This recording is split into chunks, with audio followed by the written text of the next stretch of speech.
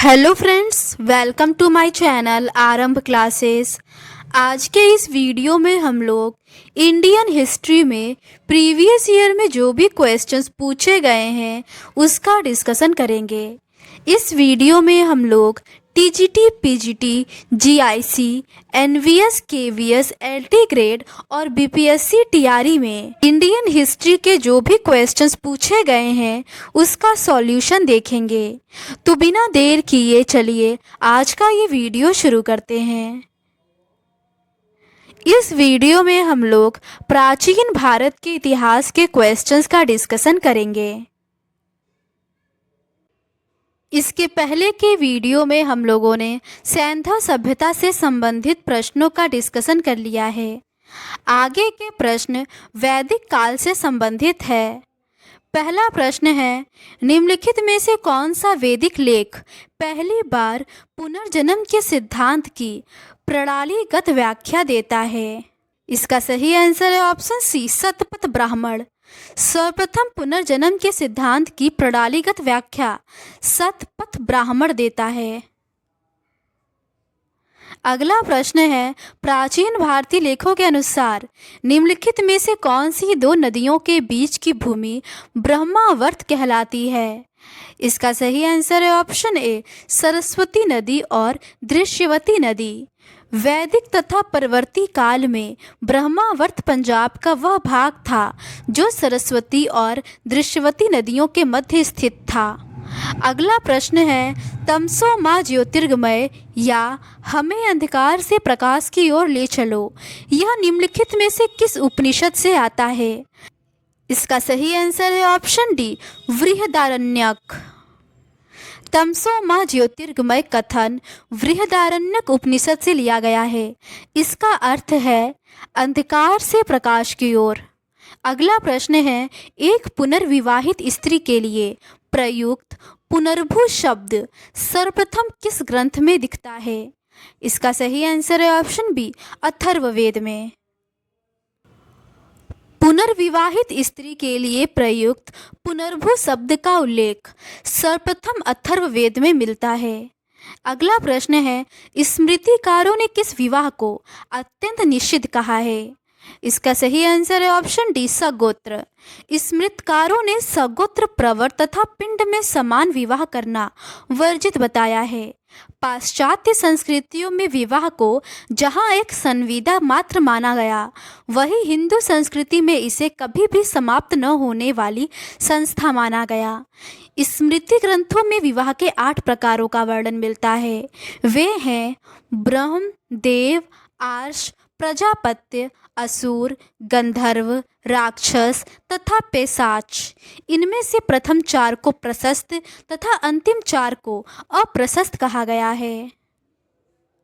अगला प्रश्न है, किस ग्रंथ में अवतारवाद की चर्चा है? इसका सही आंसर है ऑप्शन डी, श्रीमद् भगवद गीता में। श्रीमद् भगवद गीता मौलिक रूप से संस्कृत भाषा में लिखी गई थी। यह प्राचीन धार्मिक ग्रंथ महाभारत का एक भाग है। अवतारवाद संबंधी विस्तृत चर्चा इसी ग्रंथ में की गई है, जिसमें श्री कृष्ण ने अर्जुन को समझाते हुए कहा, यदा यदा ही धर्मस्य ग्लानिर्भवति भारत, अभ्युत्थान धर्मस्य तदात्मानं सृजामहेयम्। अर्थात हे अर्जुन, जब जब धर्म की हानि और अधर्म की वृद्धि हुई है तब तब मैं प्रकट होता हूँ। अगला प्रश्न है, निम्नलिखित में से किस ग्रंथ में जल प्लावन की कथा का वर्णन है? इसका सही आंसर है ऑप्शन बी, शतपथ ब्राह्मण। शतपथ ब्राह्मण यजुर्वेद का ब्राह्मण है। प्राचीन इतिहास के साधन के रूप में वैदिक साहित्य में ऋग्वेद के बाद शतपथ ब्राह्मण का स्थान है। इसके रचयिता महर्षि याज्ञवल्क्य माने जाते हैं। इस ब्राह्मण में जल प्लावन कथा का वर्णन प्राप्त होता है। अगला प्रश्न है, प्राचीन भारतीय जिस विवाह में कन्या के पिता को गौमिथुन देने की शर्त होती थी उसे कहते थे? इसका सही आंसर है ऑप्शन ए, आर्स। प्राचीन भारतीय विवाह परंपरा में आर्ष विवाह में कन्या के पिता को गौ मिथुन देने की शर्त होती थी। विवाह 8 प्रकार के होते हैं। इनमें से 4 को प्रशस्त और 4 को अप्रशस्त कहा जाता है। प्रशस्त विवाह के अंतर्गत ब्रह्म, देव, आर्ष और प्रजापत्य आते हैं और अप्रशस्त के अंतर्गत असुर, गंधर्व, राक्षस और पिशाच आते हैं। जबकि ब्रह्म विवाह में लड़की का पिता वेदज्ञ एवं सीलवान वर खोजकर कुछ उपहारों के साथ अपनी लड़की का विवाह कर देता है। दैव विवाह में जो पुरोहित दोष रहित यज्ञ संपादित कर देता है, उसी से कन्या का पिता अपनी पुत्री का विवाह कर देता है। प्रजापत्य विवाह लगभग ब्रह्म विवाह जैसा ही है। प्रजापत्य विवाह में पिता यह कहते हुए कन्यादान करता है कि जाओ दोनों मिलकर धार्मिक कृत्यों का निर्वहन करो। अगला प्रश्न है, निम्नलिखित में से किसे सर्वाधिक आदर्श विवाह माना गया है? इसका सही आंसर है ऑप्शन बी, ब्रह्म विवाह। ब्रह्म सर्वाधिक आदर्श विवाह माना गया है। इसमें पिता सावधानी पूर्वक वेदज्ञ एवं सीलवान वर का चयन करने के बाद उसे घर बुलाता था।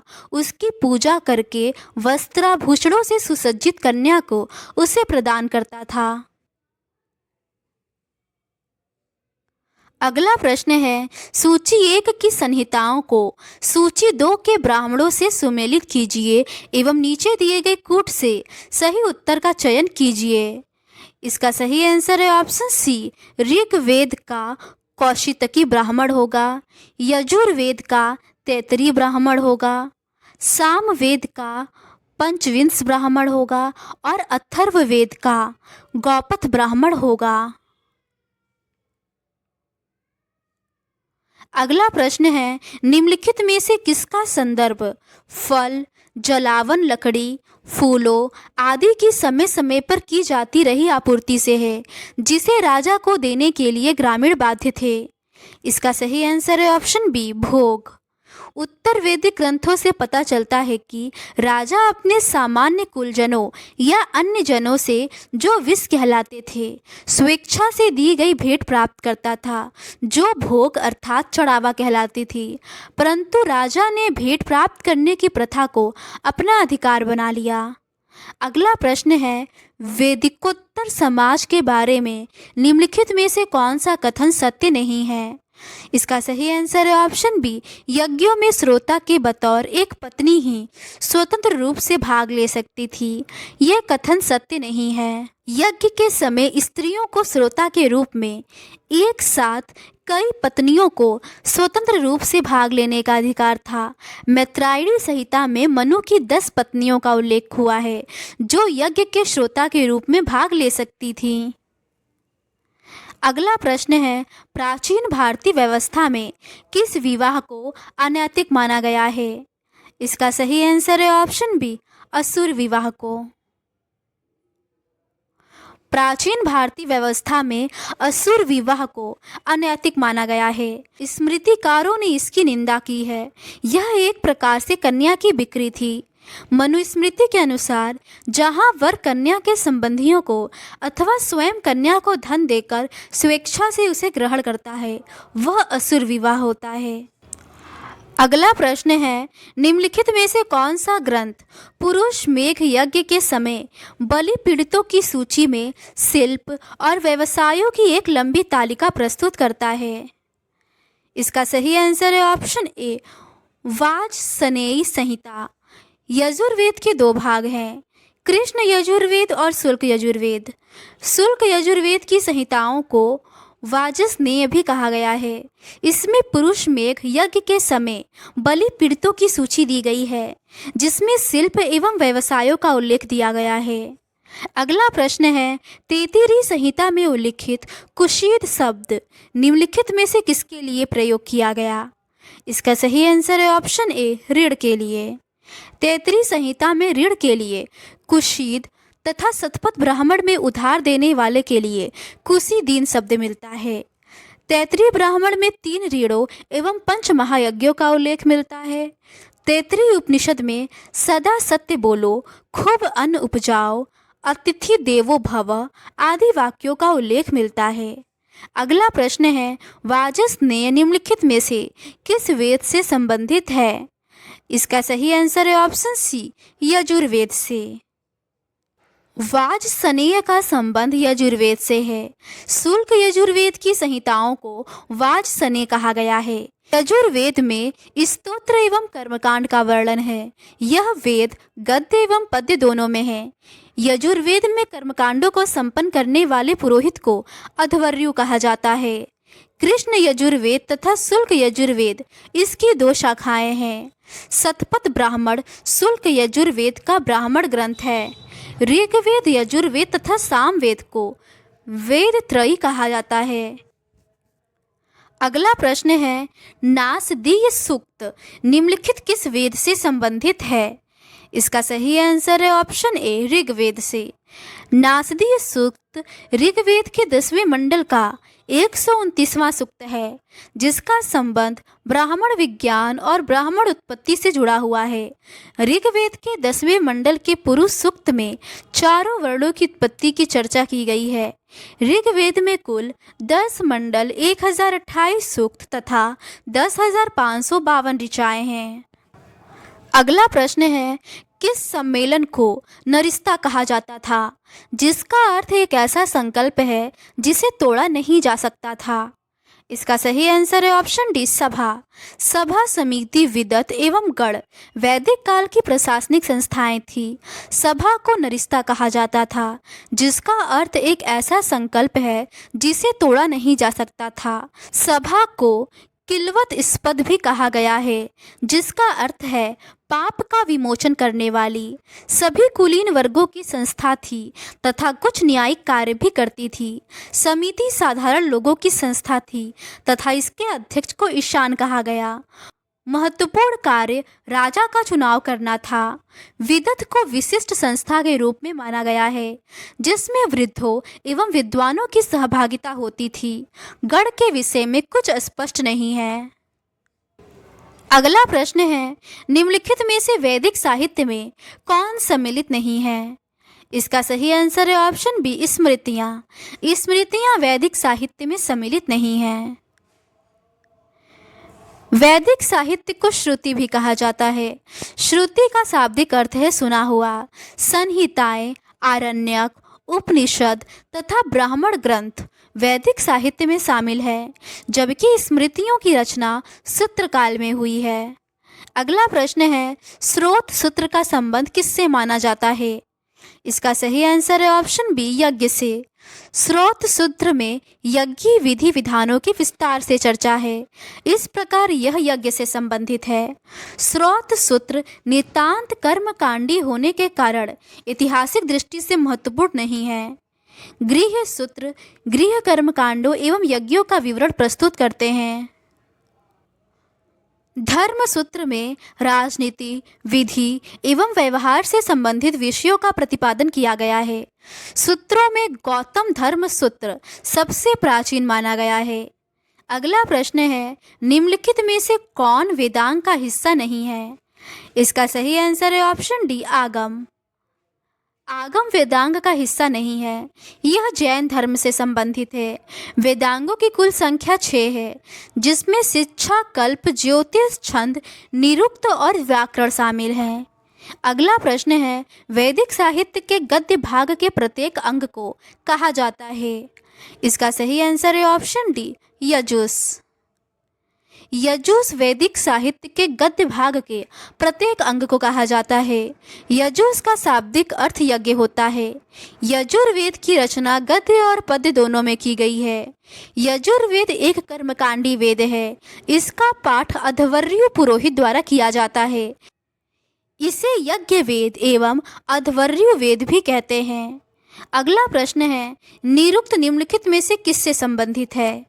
इसका सही आंसर है ऑप्शन बी, व्याकरण से।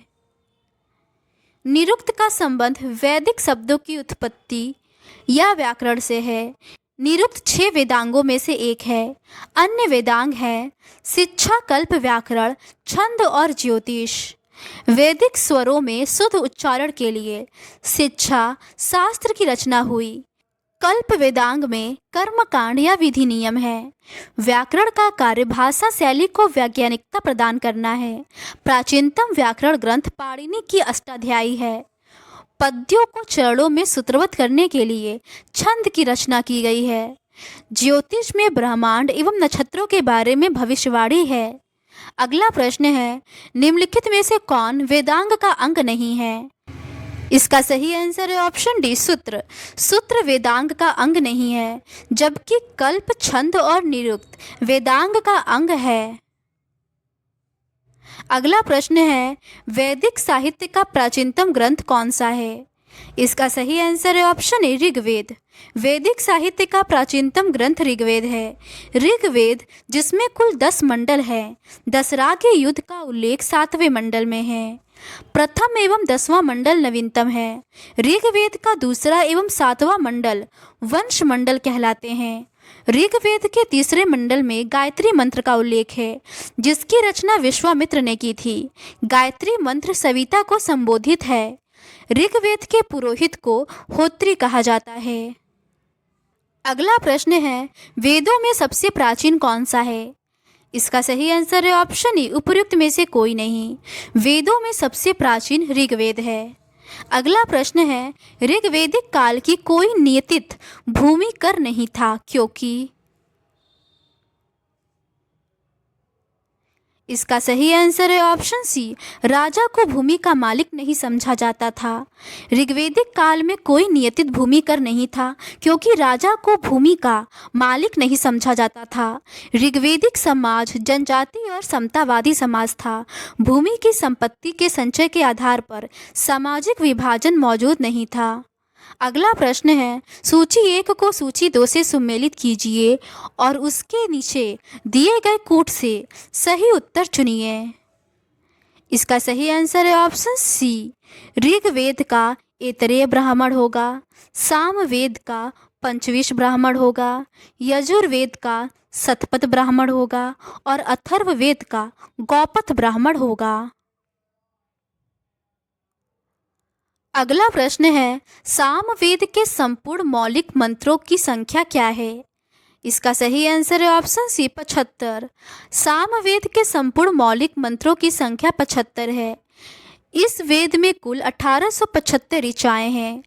इस वेद में यज्ञों के अवसर पर गाए जाने वाले मंत्रों का संग्रह है। सामवेद भारतीय संगीत का प्राचीनतम उपलब्ध ग्रंथ है। इसे भारतीय संगीत का जनक माना जाता है। सामवेद के तांड्य ब्राह्मण में सरस्वती नदी के प्रकट व विलुप्त होने का विवरण है। भगवत गीता में सामवेद को सबसे अच्छा वेद माना गया है। भगवान कृष्ण ने स्वयं को वेदों में सामवेद कहा है। सामवेद मुख्यतः पूर्व आर्चिक तथा उत्तर आर्चिक खंडों में विभक्त है। सामवेद की 3 शाखाएं हैं, कौथुनीय, जेमिनीय और राणायनीय। क्वेश्चन नंबर 30 है, ऋग्वेद में किस नदी को अम्बितमे, नदीतमे और देवीतमे कहा गया है? इसका सही आंसर है ऑप्शन डी, सरस्वती को। ऋग्वेद में सर्वाधिक पवित्र एवं सम्मानित नदी सरस्वती है। ऋग्वेद में सरस्वती को ही मातेतमा, देवीतमा एवं नदीतमा कहा गया है, अर्थात सबसे अच्छी माँ, सबसे अच्छी देवी तथा सबसे अच्छी नदी। अगला प्रश्न है, निम्न में से कौन सा एक कथन ऋग्वैदिक स्त्रियों के लिए असत्य है? इसका सही आंसर है ऑप्शन सी, ऋग्वैदिक युग में पर्दा प्रथा अस्तित्व में थी। ये कथन असत्य है। ऋग्वैदिक युग में पर्दा प्रथा अस्तित्व में नहीं थी। गुप्तकालीन साहित्य से उच्च वर्ग की स्त्रियों में पर्दा प्रथा की जानकारी प्राप्त होती है। वाण भट्ट के हर्षचरित्र तथा कालिदास के अभिज्ञान शकुंतलम में पर्दा का जिक्र मिलता है, परंतु गुप्त काल में पर्दे की प्रथा का अधिक विकास नहीं हुआ था। अगला प्रश्न है, ऋग्वेद में तसर निम्नलिखित में से किसके लिए प्रयोग हुआ है? इसका सही आंसर है ऑप्शन ए, चरखी के लिए। ऋग्वैदिक कालीन संस्कृति मूलतः ग्रामीण थी। उनके जीवन का मूलभूत आधार कृषि तथा पशुपालन था। कृषि योग्य भूमि को क्षेत्र कहा जाता था। ऋग्वेद में लांगल तथा सिर हल के लिए, तसर चरखी के लिए या अस्म चक्र रहट की चरखी के लिए, हंसिया श्रीड़ी, कूप तथा अवट खोदकर बने हुए गड्ढे, कुल्या नहर के लिए, ध्याता या द्रविता भट्टी में धातु गलाने वाले को, कुलाल मिट्टी के बर्तन बनाने वाले को कहा गया है। अगला प्रश्न है, निम्नलिखित में से किसे निरुक्त का प्रणेता कहा गया है? इसका सही आंसर है ऑप्शन बी, यास्क को। ऋग्वेद, यजुर्वेद, सामवेद और अथर्ववेद वैदिक काल में रचे गए 4 प्रमुख ग्रंथ हैं। निरुक्त के प्रणेता यास्क हैं। अगला प्रश्न है, सर्वप्रथम किसने सुझाव दिया कि संस्कृत, लैटिन तथा ग्रीक एक ही भाषा परिवार से संबंधित है? इसका सही आंसर है option D, sir William Jones. सर्वप्रथम सर विलियम जोन्स ने 1786 ईस्वी में अपने एक व्याख्यान में सुझाव दिया कि संस्कृत, लैटिन तथा ग्रीक एक ही भाषा परिवार से समानता रखती है। अगला प्रश्न है, नारायण के साथ विष्णु के तादात्म्य का प्राचीनतम उल्लेख प्राप्त होता है। इसका सही आंसर है ऑप्शन ए, तैतरी आरण्यक से। तैतरी आरण्यक यजुर्वेद से संबंधित आरण्यक है तथा मैत्रायणी आरण्यक की तैतरी और काठक शाखाओं का एक प्रतिनिधि ब्राह्मण है जिसे तैतरी आरण्यक कहा जाता है। अगला प्रश्न है, उत्तर वैदिक काल में पालागल से तात्पर्य था। इसका सही आंसर है ऑप्शन बी, संदेशवाहक। उत्तर वैदिक काल में रत्नियों की सूची में सबसे अंतिम नाम पालागल का होता था क्योंकि उनका नाम शतपथ ब्राह्मण में आया है जो उत्तर वैदिक काल के अंत की रचना है। पालागल एक स्थान से दूसरे स्थान तक संदेश ले जाने वाले दूत का कार्य करता था। अगला प्रश्न है, सप्तपदी का सही अर्थ क्या है? इसका सही आंसर है ऑप्शन बी, 7 प्रतिज्ञा या वचन निभाना। सप्तपदी हिंदू विवाह से संबंधित तथ्य है। इसमें वर उत्तर दिशा में कन्या को 7 मंत्रों के द्वारा सप्त मंडलिकाओं में 7 पदों तक साथ ले जाता है। जिस विवाह में सप्तपदी होती है वह वैदिक विवाह कहलाता है। सप्तपदी के बाद कन्या को वर के वाम अंग में बैठाया जाता है। अगला प्रश्न है, सर्वप्रथम किस ग्रंथ में हिरण्यकार शब्द मिलता है? इसका सही आंसर है ऑप्शन सी, यजुर्वेद में। सर्वप्रथम यजुर्वेद में हिरण्यकार शब्द मिलता है। आर्यों का प्रारंभिक जीवन स्थायी नहीं था, इस कारण कर का बहुत महत्व नहीं था। लोग स्वेच्छा से राजा को बलि देते थे, लेकिन उत्तर वैदिक काल में इनका जीवन स्थायी होने लगा और कर को नियमित किया गया। भाग, भोग, हिरण्यकार जैसे शब्द मिलते हैं। भागदूत कर संग्रह करने वाला अधिकारी था। अगला प्रश्न है, प्राचीन भारत में जो विधवा पुनर्विवाह कर लेती थी उसे कहा जाता था। इसका सही आंसर है ऑप्शन सी, पुनर्भू। प्राचीन भारत में विवाह एक पवित्र बंधन माना जाता था। शतपथ ब्राह्मण में पत्नी को पति की अर्धांगिनी माना गया है। समाज में पुनर्विवाह एवं नियोग प्रथा प्रचलित थी। जो विधवा पुनर्विवाह कर लेती थी उसे पुनर्भू कहा जाता था। अगला प्रश्न है, प्राचीन भारतीय व्यवस्था में सर्वश्रेष्ठ विवाह किसे माना गया है? इसका सही आंसर है ऑप्शन ए, देव विवाह को। प्राचीन भारतीय व्यवस्था में सर्वश्रेष्ठ विवाह देव विवाह को माना गया है। इसके अंतर्गत कन्या का पिता एक यज्ञ का आयोजन कराता था जो पुरोहित यज्ञ का अनुष्ठान विधि पूर्वक करा लेता था। उसी के साथ कन्या का विवाह कर दिया जाता था। पैशाच विवाह निकृष्टतम प्रकार का है। इसमें वर छल के द्वारा कन्या के शरीर पर अधिकार कर लेता था। मनु के अनुसार अचेत, सोती हुई, पागल अथवा मद कन्या के साथ जब व्यक्ति संभोग करता है तब वह पैशाच विवाह कहलाता है। मनु के अनुसार कन्या पक्ष वालों की हत्या कर, घायल कर, उसके घरों को गिराकर रोती चिल्लाती हुई कन्या को बलात् उठा लाना तथा उसके साथ विवाह करना ही राक्षस विवाह है। अगला प्रश्न है, निम्नांकित में से किस विवाह में वधू का पुरोहित के साथ विवाह कर दिया जाता था? इसका सही आंसर है ऑप्शन बी, देव विवाह में। देव विवाह में वधू का पुरोहित के साथ विवाह कर दिया जाता था। स्मृति ग्रंथों में विवाह के 8 प्रकारों का उल्लेख मिलता है, जिसमें से प्रथम 4 को प्रशस्त तथा अंतिम 4 को अप्रशस्त कहा गया है। देव विवाह के अंतर्गत कन्या का पिता एक यज्ञ का आयोजन कराता था, जिसमें बहुत से पुरोहित आमंत्रित किए जाते थे। जो पुरोहित यज्ञ का अनुष्ठान विधि पूर्वक करा लेता था, उसी के साथ कन्या का विवाह कर दिया जाता था। यह विवाह देवताओं के लिए यज्ञ किए जाते समय संपन्न होता था, इसीलिए इसे देव की संज्ञा प्रदान की गई है। अगला प्रश्न है, निम्नलिखित में से जिस वेद की रचना गद्य एवं पद्य दोनों में की गई उसका नाम है? इसका सही आंसर है ऑप्शन सी, यजुर्वेद। यज्ञ संबंधी विधि विधानों का पता यजुर्वेद से चलता है। यजुर्वेद के 2 भाग हैं, शुक्ल यजुर्वेद जो केवल पद्य में है तथा कृष्ण यजुर्वेद जो कि पद्य और गद्य दोनों में है। शुक्ल यजुर्वेद को वाजसनेयी संहिता भी कहा जाता है। यजुर्वेद का अंतिम भाग ईशोपनिषद है, जिसका संबंध याज्ञिक अनुष्ठान से न होकर आध्यात्मिक चिंतन से है।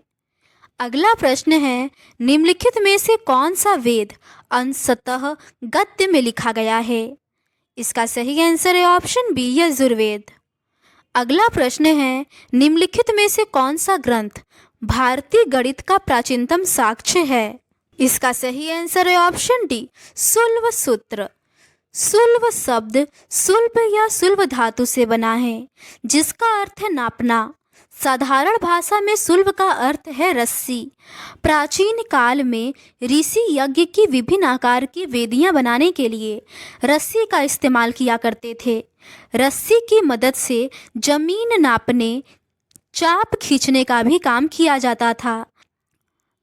अब तक ज्ञात सुल्ब सूत्र के नाम इस प्रकार हैं: बौधायन, आपस्तंभ, कात्यायन, मानव, मैत्रायण, वाराह, वाधुल, मंशक, सत्यासार और लोगाक्षी। शल्ब सूत्र में समकोण त्रिभुज के तीनों भुजाओं पर आधारित प्रमेय, जिसे हम पाइथागोरस प्रमेय के नाम से जानते हैं, का उल्लेख मिलता है। इसमें त्रिभुजों तथा चतुर्भुजों पर आधारित विभिन्न रचनाओं का उल्लेख मिलता है। इसमें भिन्नों का प्रयोग प्रचुरता से किया गया है। अगला प्रश्न है, निम्नलिखित में से कौन वैदिक देवता नहीं है? इसका सही आंसर इन चारों ही ऑप्शंस में नहीं दिया गया है, क्योंकि केवल इंद्र और विष्णु ही वैदिक देवता हैं, कृष्ण और ब्रह्मा नहीं। विष्णु का उल्लेख ऋग्वेद में देवता के रूप में किया गया है, परंतु वे स्वतंत्र देवता न होकर सूर्य के ही रूप हैं। कृष्ण तथा ब्रह्मा का उल्लेख वैदिक देवता के रूप में नहीं किया गया है। ऋग्वेद में कुल 33 देवी देवताओं का उल्लेख किया गया है। यास्क ने अपने ग्रंथ निरुक्त में इन्हें 3 श्रेणियों में विभाजित किया है। आकाश के देवता देव, सूर्य, वरुण, मित्र, पूषण, विष्णु, उषा, अश्विन, सविता, अदिति आदि हैं। अंतरिक्ष के देवता इंद्र, मरुत, रुद्र, वायु, पर्जन्य, आप आदि हैं। पृथ्वी के देवता अग्नि, सोम, पृथ्वी, बृहस्पति, सरस्वती आदि हैं। अगला प्रश्न है, वैदिक कालीन देवताओं की संख्या थी। इसका सही आंसर है ऑप्शन सी 33। अगला प्रश्न है, वैदिक काल में किसे अन्य देवताओं और मनुष्यों के बीच मध्यस्थ देवता माना गया है? इसका सही आंसर है ऑप्शन ए अग्नि। ऋग्वेद में इंद्र के पश्चात सर्वाधिक महत्वपूर्ण देवता के रूप में अग्नि का उल्लेख है। अग्नि का कुल 200 सूक्त है। अग्नि की उपासना न केवल भारत में अपितु ईरान में भी होती थी। वैदिक काल में अग्नि ने देवताओं और मानवों के बीच मध्यस्थ का काम किया है। माना जाता है कि अग्नि में डाली जाने वाली आहुतियाँ धुआं बनकर आकाश में जाती हैं और अंततः देवताओं को मिल जाती हैं। अगला प्रश्न है, इनमें से कौन वैदिक सूर्य देवता नहीं थे? इसका सही आंसर है ऑप्शन सी विश्वकर्मा। सावित्री, विष्णु, रुक्रम तथा सविता वैदिक सूर्य देवता से संबंधित है, जबकि विश्वकर्मा शिल्पियों का मुखिया होता था। इन्हें निर्माण एवं सृजन का देवता माना जाता है। अगला प्रश्न है, सूची 1 को सूची 2 से सुमेलित कीजिए तथा सूचियों के नीचे दिए गए कूट का प्रयोग करते हुए सही उत्तर का चयन करें। इसका सही आंसर है ऑप्शन ए ऋग्वेद का होता होगा, यजुर्वेद का अध्वर्यु होगा, सामवेद का उद्गाता होगा और अथर्ववेद का ब्रह्मा होगा। अगला प्रश्न है, निम्नांकित में से कौन सा युग्म सुमेलित नहीं है? इसका सही आंसर है ऑप्शन सी ऋग्वेद तंत्रवेद। ये सही सुमेलित नहीं है। सामवेद का संबंध गंधर्व वेद से है, अथर्ववेद का संबंध शिल्पवेद से है और यजुर्वेद का संबंध धनुर्वेद से है। गंधर्ववेद सामवेद का उपवेद है, शिल्पवेद अथर्ववेद का उपवेद है, धनुर्वेद यजुर्वेद का उपवेद है, ऋग्वेद का उपवेद आयुर्वेद है। अगला प्रश्न है, युद्ध का प्रारंभ मनुष्यों के मस्तिष्क में होता है, किस ग्रंथ में उल्लिखित है? इसका सही आंसर है ऑप्शन सी अथर्ववेद में। युद्ध का प्रारंभ मनुष्य के मस्तिष्क में होता है। अथर्ववेद की एक प्रार्थना में निहित है, जिसमें मानव हृदय एवं मस्तिष्क के एकीकरण के लिए समान आशय से देवता को संबोधित किया गया है। अगला प्रश्न है, वर्ण की उत्पत्ति से संबंधित आरंभिक आख्यान किस ग्रंथ में मिलता है? इसका सही आंसर है ऑप्शन ए ऋग्वेद में। ऋग्वेद के 10वें मंडल में पुरुष सूक्त में वर्णों की उत्पत्ति संबंधी आरंभिक आख्यान प्राप्त है। इसके अनुसार आदि पुरुष के मुख से ब्राह्मण, भुजा से क्षत्रिय, जंघा से वैश्य और पैर से शूद्र वर्ण की उत्पत्ति हुई है। ऋग्वेद सबसे प्राचीन वेद है, जिसमें 10 मंडल और 1028 सूक्त हैं। ऋग्वेद में 2 से 7 मंडल सबसे प्राचीन है, शेष परवर्ती काल का है। 10वां मंडल सबसे बाद का है। अगला प्रश्न है, ऋग्वेद में कितने सूक्तों का संकलन है? इसका सही आंसर है ऑप्शन ई उपर्युक्त में से कोई नहीं। ऋग्वेद में 1028 सूक्त हैं। अगला प्रश्न है, वेदों के काव्यात्मक हिस्से को कहा जाता है? इसका सही आंसर है ऑप्शन सी संहिता। वेदों के काव्यात्मक हिस्से को संहिता कहा जाता है। संहिता का अर्थ वेदों के गेय पदों से है। वेद सूक्तों, प्रार्थनाओं, स्तुतियों, मंत्र, तंत्र तथा यज्ञ संबंधी सूत्रों के संग्रह हैं। इसके संकलनकर्ता महर्षि कृष्ण द्वैपायन वेदव्यास हैं। वेदों का एक नाम श्रुति भी है, क्योंकि संकलित किए जाने से पूर्व यह गुरु शिष्य परंपरा में सुनाए या कंठस्थ कराए जाते हैं। वेदों की संख्या 4 है। ऋग्वेद सबसे प्राचीन वेद है, यह सूक्तों का संग्रह है। यजुर्वेद यज्ञ संबंधी सूक्तों का संग्रह है। सामवेद गीतों का संग्रह है। इसके अधिकांश गीत ऋग्वेद से लिए गए हैं। अथर्ववेद तंत्र मंत्र का संग्रह है। ऋग्वेद, यजुर्वेद और सामवेद को वेद त्रयी कहा जाता है। क्वेश्चन नंबर 55 है, वेदों को कहा जाता है? इसका सही आंसर है ऑप्शन सी ध्वनि उच्चारण। वेद का शाब्दिक अर्थ ज्ञान होता है। वैदिक साहित्य को श्रुति भी कहा जाता है। श्रुति का शाब्दिक अर्थ है सुना हुआ। भारतीय साहित्यिक व्यवस्था में वेदों को अपौरुषेय कहा गया है। चूँकि वैदिक काल में लिपि का ज्ञान नहीं था, इसीलिए वैदिक ज्ञान को एक पीढ़ी से दूसरी पीढ़ी तक मौखिक रूप से पहुँचाया जाता था। अगला प्रश्न है, वेदों को कहा जाता है। इसका सही आंसर है ऑप्शन बी, श्रुति। अगला प्रश्न है, निम्नलिखित में से किसे श्रुति साहित्य कहा जाता है? इसका सही आंसर है ऑप्शन ए, वेद को। अगला प्रश्न है, वेदों को कहा जाता है। इसका सही आंसर है ऑप्शन ए, श्रुति। अगला प्रश्न है, निम्नलिखित में से कौन से ग्रंथ वेदों या श्रुतियों के अंग नहीं थे? इसका सही आंसर है ऑप्शन डी, पुराण।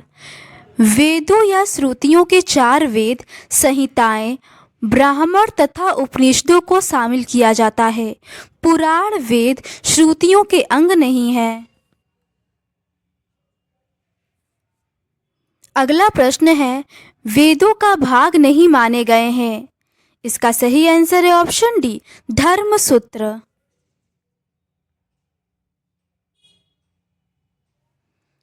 मंत्र, ब्राह्मण, आरण्यक, उपनिषद, वेदांग आदि को वेदों का ही भाग माना जाता है। धर्मसूत्रों को वेदों का अंग नहीं माना जाता है, क्योंकि धर्मसूत्रों की रचना बहुत बाद में मानी जाती है। ऋग्वेद, सामवेद और यजुर्वेद को वेद त्रयी कहा जाता है। ऋग्वेद में कुल 10 मंडल और 1028 सूक्त हैं। वर्ण व्यवस्था का उल्लेख सर्वप्रथम ऋग्वेद के 10वें मंडल के पुरुष सूक्त में मिलता है। ऐतरेय एवं कौशितकी ऋग्वेद के ब्राह्मण ग्रंथ हैं। वेदों को अपौरुषेय माना जाता है। भारतीय संगीत की उत्पत्ति सामवेद से मानी जाती है। ऋग्वेद का 9वां मंडल सोमदेव को समर्पित है। अगला प्रश्न है, गविष्ठी क्या थी? इसका सही आंसर है ऑप्शन ए, गायों के लिए होने वाले संघर्ष। ऋग्वेद में युद्ध के लिए गविष्ठी शब्द का प्रयोग किया गया है। ऋग्वेद के पशुओं में गाय का सबसे महत्वपूर्ण स्थान है। इसे बहुमूल्य धन माना जाता है, अतः इसके लिए युद्ध लड़ा जाता था, जिसके लिए गविष्ठी शब्द का प्रयोग हुआ है, जिसका अर्थ है गायों की खोज करना। अगला प्रश्न है, युद्ध के लिए ऋग्वेद में किस शब्द का प्रयोग हुआ है? इसका सही आंसर है ऑप्शन बी, गविष्ठी। ऋग्वेद में युद्ध के लिए गविष्ठी शब्द का प्रयोग किया गया है। ऋग्वेद के पशुओं में गायों का सबसे महत्वपूर्ण स्थान था। इसे बहुमूल्य धन माना जाता था, अतः इसके लिए युद्ध लड़ा जाता था, जिसके लिए गविष्ठी शब्द का प्रयोग हुआ है। वैदिक काल में गायों को अघन्या, जिसका अर्थ है न मारे जाने योग्य, कहा गया है। वैदिक काल में गाय के आधार पर दूरी का निर्धारण गव्युति से किया जाता था। वैदिक काल में गाय के आधार पर समय का निर्धारण संगमन से किया जाता था। अगला प्रश्न है, वैदिक काल में किस पशु को अघन्या माना गया है? इसका सही आंसर है ऑप्शन सी, गाय को। अगला प्रश्न है, ऋग्वेद में धनाढ्य व्यक्ति के लिए निम्नलिखित में से किस शब्द का प्रयोग किया गया था? इसका सही आंसर है ऑप्शन डी, गोमत। ऋग्वेद में धनाढ्य व्यक्ति के लिए गोमत शब्द का प्रयोग किया गया है। ऋग्वेद में राजा के लिए गोप या गोपति शब्द का प्रयोग किया गया है, जबकि गविष्ठी, गवेषण, गोषु, गम्य आदि शब्द युद्ध के लिए प्रयुक्त हुए हैं। अगला प्रश्न है, निम्नलिखित में से कौन ऋग्वेदिक युग के प्रसिद्ध पंचजन में सम्मिलित नहीं है? इसका सही आंसर है ऑप्शन सी, भरत। ऋग्वेदिक आर्यों के पंचजनों में अनु, यदु, द्रोह्य, पुरु, तुर्वसु शामिल थे। भरत इनसे संबंधित नहीं है। अगला प्रश्न है, 16 संस्कारों में उपनयन संस्कार किस क्रम में है? इसका सही आंसर है ऑप्शन ए 11वां। उपनयन संस्कार संस्कारों में 11वें क्रम पर है। सर्वप्रथम गृहसूत्र में संस्कारों की पूरी पद्धति का वर्णन मिलता है। इसमें कुल 16 संस्कारों का विधान मिलता है।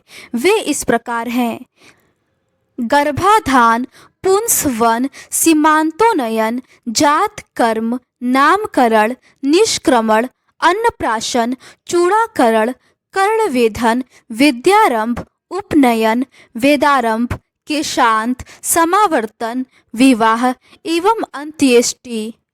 अगला प्रश्न है, निम्नलिखित संस्कारों का सही क्रम लिखिए। इसका सही आंसर है ऑप्शन डी। सबसे पहले गर्भाधान, उसके बाद पुंसवन, उसके बाद सीमंतोन्नयन और सबसे अंत में जात कर्म होगा। अगला प्रश्न है, प्राचीन भारतीय 16 संस्कारों में प्रथम संस्कार कौन सा था? इसका सही आंसर है ऑप्शन सी गर्भाधान। प्राचीन भारतीय 16 संस्कारों में प्रथम संस्कार गर्भाधान था। गृह सूत्रों में 16 प्रकार के संस्कारों का उल्लेख है। वास्तविक रूप में संस्कारों का विधान हम सूत्र साहित्य विशेषता गृह सूत्रों में पाते हैं। संस्कार जन्म से लेकर मृत्यु पर्यंत संपन्न किए जाते थे। गर्भाधान प्रत्येक विवाहित पुरुष तथा स्त्री के लिए पवित्र एवं अनिवार्य संस्कार था। गर्भाधान संतान प्राप्ति के लिए किया जाने वाला प्रथम एवं महत्वपूर्ण संस्कार था। पितृ ऋण से मुक्ति भी संतानोत्पन्न करने पर ही मिलती थी। अगला प्रश्न है, कौन शिक्षा से संबंधित नहीं है? इसका सही आंसर है ऑप्शन डी सीमांतोन्नयन। गर्भाधान के चौथे से 8वें मास तक सीमांतोन्नयन संस्कार संपन्न होता है। इस संस्कार के संपादित होने के दिन स्त्री व्रत रखती है, पुरुष मातृ पूजा करता था तथा प्रजापति देवताओं को आहुतियां दी जाती थी। स्त्री अपने केसों में सुगंधित तेल डालकर यज्ञ मंडल में प्रवेश करती थी, जहां वेद मंत्रों के उच्चारण के बीच उसका पति उसके बालों को ऊपर उठाता था। बाद में गर्भिणी स्त्री के शरीर पर एक लाल चिन्ह बनाया जाने लगा, जिससे भूत प्रेत आदि भयभीत होकर उससे दूर रहें।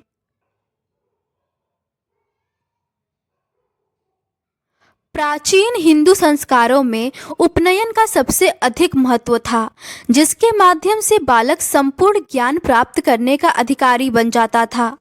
गुरुकुल में शिक्षा समाप्त कर लेने के पश्चात विद्यार्थी जब अपने घर लौटता था, तब समावर्तन संस्कार संपन्न होता था। इसका शाब्दिक अर्थ है गुरु के आश्रम से स्वगृह को वापस लौटना। ब्रह्मचर्य का अर्थ है ब्रह्म के मार्ग पर चलना। यह विद्या अध्ययन का काल है, जिसका प्रारंभ उपनयन संस्कार से होता है। अगला प्रश्न है, वैदिक युग में कौन सी सामाजिक कुप्रथा प्रचलित नहीं थी? इसका सही आंसर इन चारों ही ऑप्शंस में नहीं दिया गया है, क्योंकि वैदिक युग में बाल विवाह, पर्दा प्रथा और सती प्रथा ये तीनों ही प्रचलित नहीं थी। उस समय केवल बहुपत्नी प्रथा प्रचलित थी।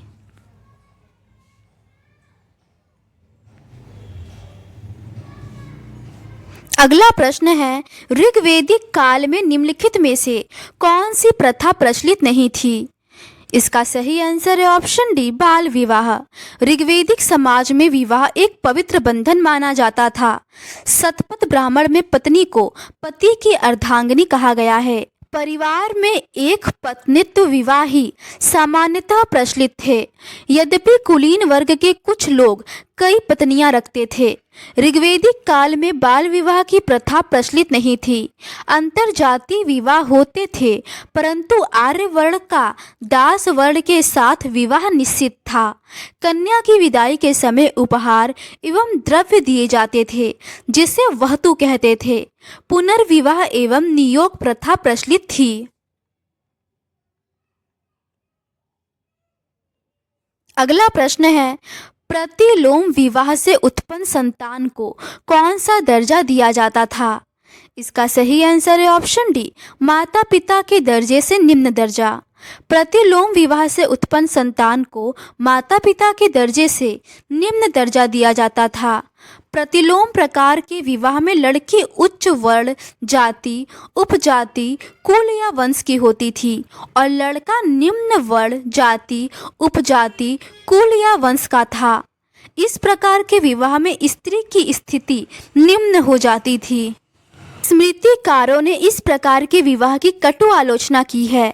ऐसे विवाह से उत्पन्न संतान को चांडाल कहा जाता था। हिंदू विवाह वैधता अधिनियम 1949 एवं 1955 के हिंदू विवाह अधिनियम में अनुलोम एवं प्रतिलोम विवाह दोनों को वैध माना गया है। अगला प्रश्न है, निम्नलिखित में से इंद्र को ऋग्वेद में किस नाम से पुकारा गया है? इसका सही आंसर है ऑप्शन बी, पुरंदर। ऋग्वेदिक आर्यों के सबसे महत्वपूर्ण एवं प्रतापी देवता इंद्र थे। इन्हें ऋग्वेद में विभिन्न नामों से पुकारा गया है। इन्हें पुरंदर अर्थात कीलों को तोड़ने वाला कहा गया है। यह युद्ध नेता के रूप में चित्रित है। ऋग्वेद में इंद्र को अंतरिक्षवासी देवता के रूप में वर्णित किया गया है। ऋग्वेद में इंद्र का 250 सूक्तों का वर्णन हुआ है। इसके बाद अग्नि का वर्णन 200 सूक्तों में हुआ है।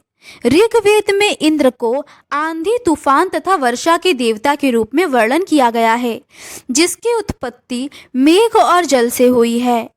अगला प्रश्न है, ऋग्वेदिक काल में कौन सा देवता युद्ध का देवता कहा गया है? इसका सही आंसर है ऑप्शन डी, इंद्र। अगला प्रश्न है, ऋग्वेद संहिता की 1/4 ऋचाएं डैश को निर्देशित करती हैं? इसका सही आंसर है ऑप्शन डी, इंद्र को।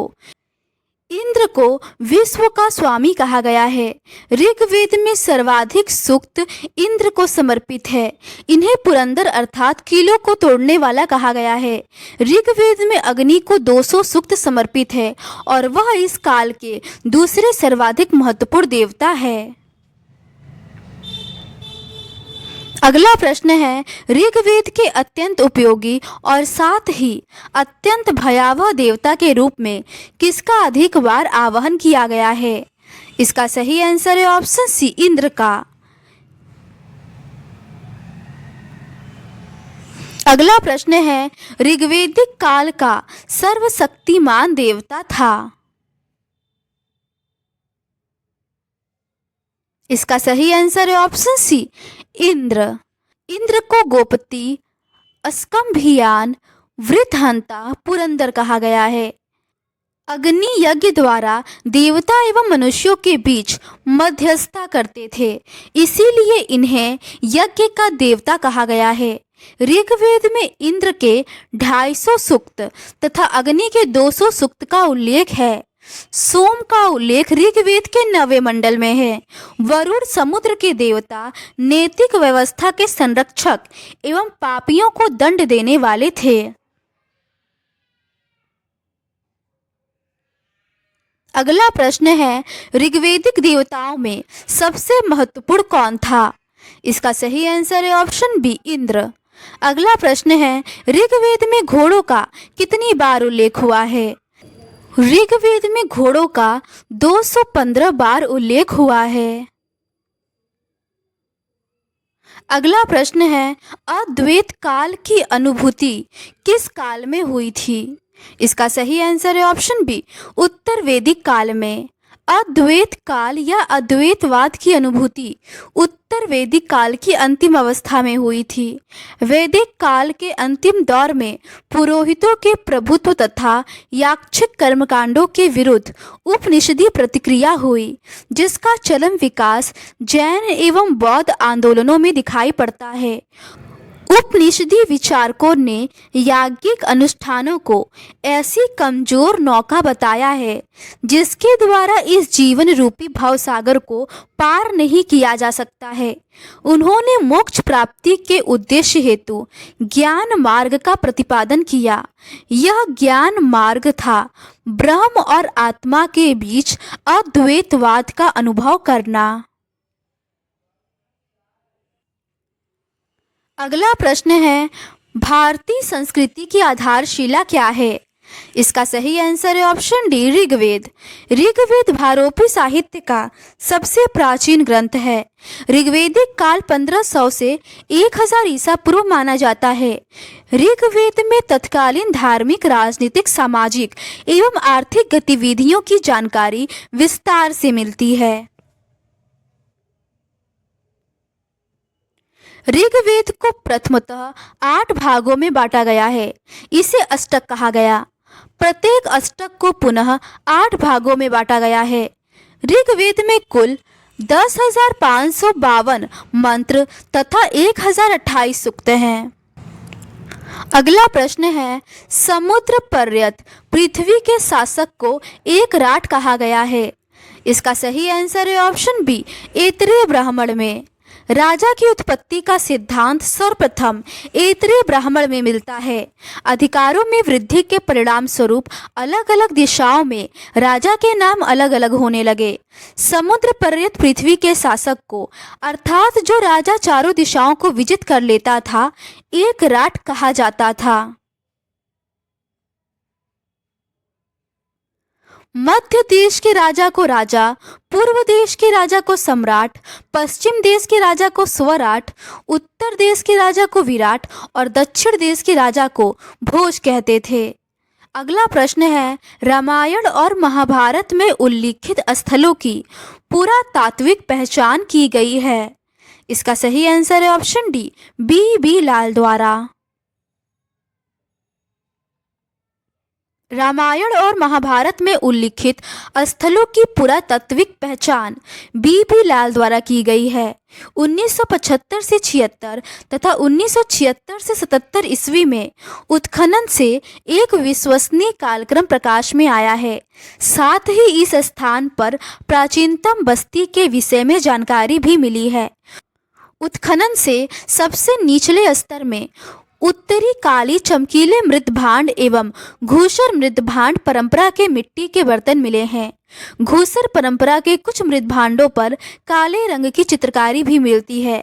यहाँ से प्राप्त मृदभांड श्रावस्ती, पीपरहवा और कौशाम्बी से प्राप्त मृदभांडों के समान हैं। क्वेश्चन नंबर 84 है, महाभारत में उल्लिखित कुछ स्थलों का पुरातात्विक स्थलों से समीकरण किसने किया? इसका सही आंसर है ऑप्शन बी लाल ने। अगला प्रश्न है, बोगाज कोई अभिलेख मिला है। इसका सही आंसर है ऑप्शन ए, तुर्की में। 14वीं शताब्दी ईसा पूर्व एशिया माइनर स्थित बोगुज कोई नामक स्थान से बोगाज कोई अभिलेख प्राप्त हुआ है। इसी अभिलेख पर ऋग्वेदिक काल के देवताओं का उल्लेख मिलता है। इससे ज्ञात होता है कि वैदिक आर्य ईरान से होकर ही भारत आए होंगे।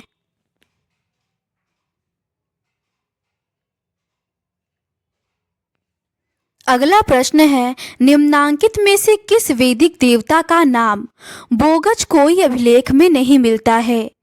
इसका सही आंसर है ऑप्शन बी, अग्नि का। अग्नि नामक वैदिक देवता का नाम बोगज कोई अभिलेख में नहीं मिलता है। एशिया माइनर स्थित बोगज कोई से 14वीं शताब्दी ईसा पूर्व के अभिलेख में ऋग्वेदिक काल के देवताओं इंद्र, मित्र, वरुण तथा नासत्य का उल्लेख मिलता है। यह अभिलेख ईरान से भारत में आर्यों के आने की सूचना देता है। इंद्र को विश्व का स्वामी तथा पुरंदर अर्थात किलों को तोड़ने वाला कहा गया है। वरुण को समुद्र का देवता एवं ऋतु का नियामक माना जाता है। अगला प्रश्न है, एशिया माइनर से प्राप्त बोगज कोई अभिलेख में जिन वैदिक देवताओं का आवाहन किया गया है वे हैं। इसका सही आंसर है ऑप्शन डी, इंद्र, नासत्य, मित्र और वरुण। एशिया माइनर स्थित बोगज कोई से 14वीं शताब्दी ईसा पूर्व के कुछ अभिलेख मिले हैं। इनमें ऐसे राजाओं का उल्लेख आया है जिनके नाम आर्यों जैसे थे और जो संधियों के साक्षी तथा रक्षा के लिए इंद्र, मित्र, वरुण एवं नासत्य देवताओं का आवाहन करते थे। अगला प्रश्न है, ऋग्वेदिक देवताओं का उल्लेख मिलता है।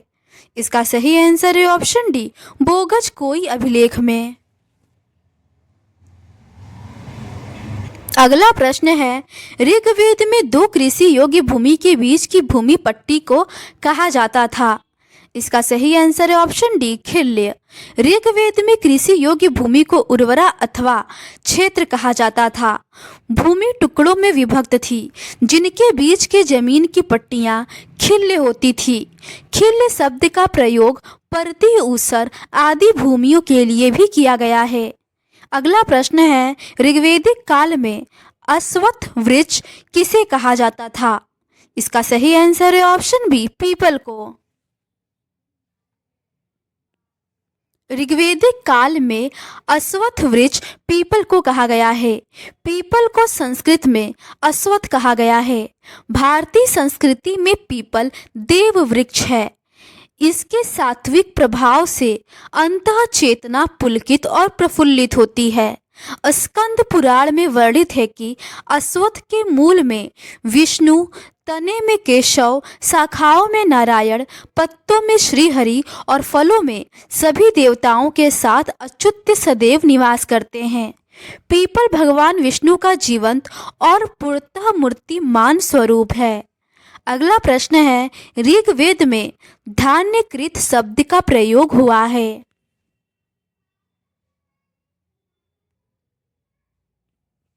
इसका सही आंसर है ऑप्शन ए, ओसाने वाले के लिए।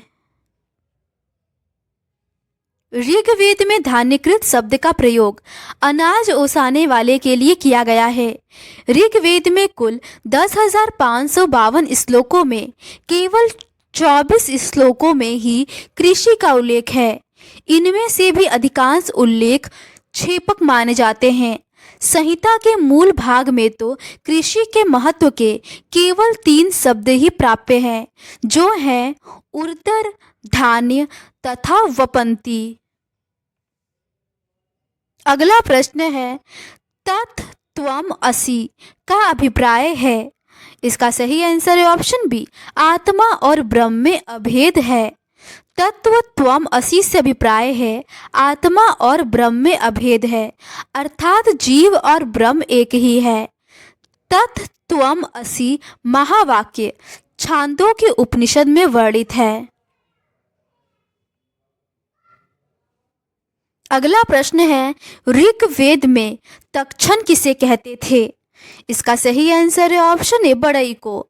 ऋग्वेद में तक्षण या तक्षा से तात्पर्य बढ़ई से है। तक्षण शिल्पियों का प्रधान होता था।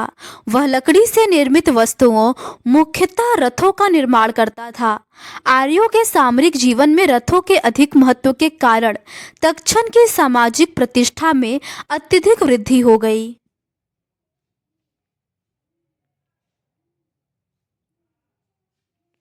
अगला प्रश्न है, अयोध्या का सर्वप्रथम उल्लेख कहाँ मिलता है। इसका सही आंसर है ऑप्शन डी, अथर्ववेद में। अयोध्या का सर्वप्रथम उल्लेख अथर्ववेद में मिलता है। अयोध्या को अथर्ववेद में ईश्वर का नगर बताया गया है और इसकी संपन्नता की तुलना स्वर्ग से की गई है। प्रोफेसर ब्रजवासी लाल के अनुसार अयोध्या शब्द का उल्लेख अथर्ववेद के अलावा तैत्तिरीय आरण्यक में भी मिलता है। उनका कहना है कि इसके विस्तृत अध्ययन से इसका समीकरण मनुष्य के शरीर से किया जा सकता है। अथर्ववेद में कुल 20 भाग हैं। इसमें कुल 5987 मंत्र तथा 730 सूक्त हैं।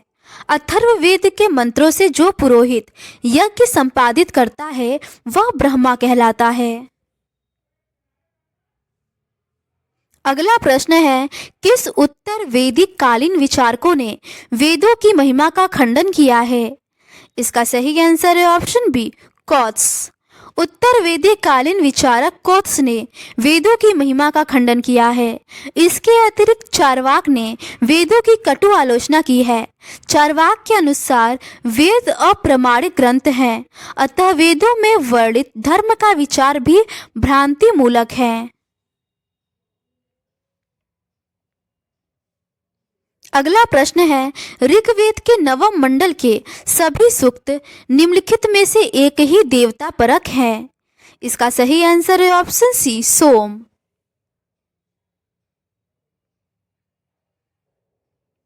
ऋग्वेद के नवम मंडल में सभी सूक्त सोम से संबंधित है। सोम आर्यों का प्रिय पेय था, जिसे बाद में देवता की संज्ञा दे दी गई और यह आर्यों के आनंद और प्रफुल्लता का देवता बन गया। ऋग्वेद में इसकी उत्पत्ति सूर्य और विद्युत से मानी जाती है। सोम वनस्पतियों का अधिपति माना गया है। ऋग्वेद में कुल 10 मंडल है। 2 से 7 मंडल सबसे प्राचीन माने गए हैं, जो विभिन्न ऋषि कुलों से संबंधित है। दूसरा मंडल गृत स्मद ऋषि कुल से संबंधित है। तीसरा मंडल विश्वामित्र से, चौथा मंडल वामदेव से, पांचवा मंडल अत्रि से, छठवां मंडल भारद्वाज से और सातवां मंडल वशिष्ठ से संबंधित है। आठवां मंडल कण्व ऋषि कुल से संबंधित है। नवा मंडल सोम देवता से संबंधित है। प्रथम और 10वां मंडल विभिन्न ऋषियों के सूक्तों का संकलन है। अगला प्रश्न है, ऋग्वेद का नवा मंडल जिस देवता को समर्पित है? इसका सही आंसर है ऑप्शन बी, सोम को। अगला प्रश्न है, ऋग्वेद के तृतीय मंडल की रचना की थी? इसका सही आंसर है ऑप्शन सी, विश्वामित्र ने। अगला प्रश्न है, ऋग्वेद का नदी सूक्त किस मंडल में है? इसका सही आंसर है ऑप्शन डी, 10वें मंडल में। ऋग्वेद में कुल 10 मंडल तथा 1028 सूक्त हैं। 1017 सूक्त साकल में तथा 11 सूक्त बाल खिल्य में है। ऋग्वेद के 2 से 7 तक के मंडल प्राचीन माने जाते हैं। ऋग्वेद के 10वें मंडल के 75वें सूक्त की रचना ही नदियों की स्तुति के लिए की गई है।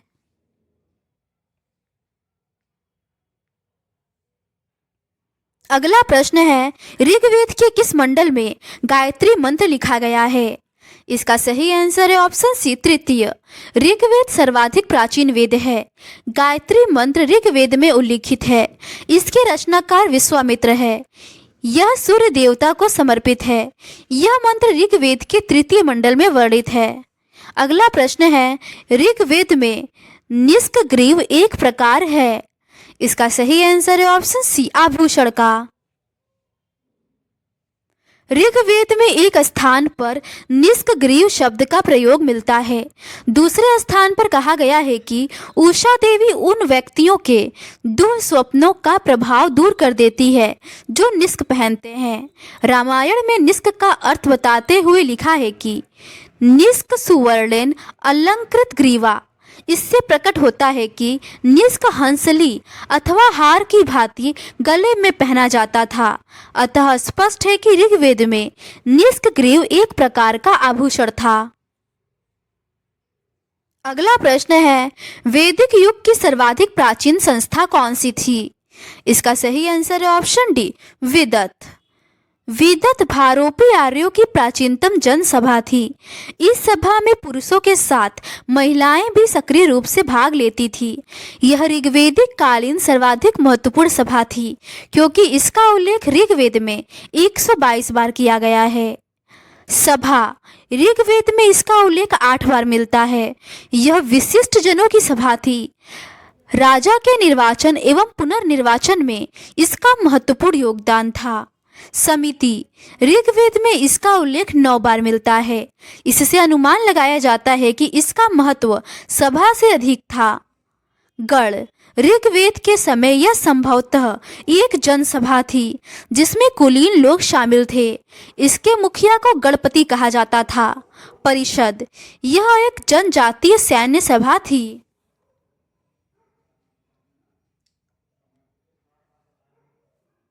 अगला प्रश्न है, अधोलिखित में से कौन वैदिक आर्यों की प्राचीनतम संस्था थी? इसका सही आंसर है ऑप्शन सी, विदत। अगला प्रश्न है, निम्नलिखित में से किस संस्था में स्त्रियों के भाग लेने के उल्लेख प्राप्त होते हैं? इसका सही आंसर है ऑप्शन सी, विदत में। अगला प्रश्न है, उत्तर वैदिक युग में उत्तरी बिहार के आर्यीकरण का श्रेय किसे जाता है? इसका सही आंसर है ऑप्शन बी, विदेह माधव को। उत्तर वैदिक काल में आर्यों के उत्तरी बिहार के आर्यीकरण का वर्णन शतपथ ब्राह्मण के विदेह माधव की कथा में मिलता है। इसके अनुसार विदेह माधव वैश्वानर अग्नि को मुख में धारण किया सब कुछ जलाता हुआ पूर्व दिशा की ओर आगे बढ़ा और उसके पीछे पीछे उसका पुरोहित गौतम राहुगढ़ चला। वह सदा नीरा के तट तक गया। यह आर्यों की पूर्वी सीमा हो गई एवं उसका आर्यीकरण किया। वैदिक काल में कुरु पंचाल मत्स्य को ब्रह्मर्षि देश कहा गया। डॉक्टर राजवली पांडे कौशल काशी विदेह को आर्य संस्कृति की सीमा बताते हैं। इसे मध्य देश कहते हैं।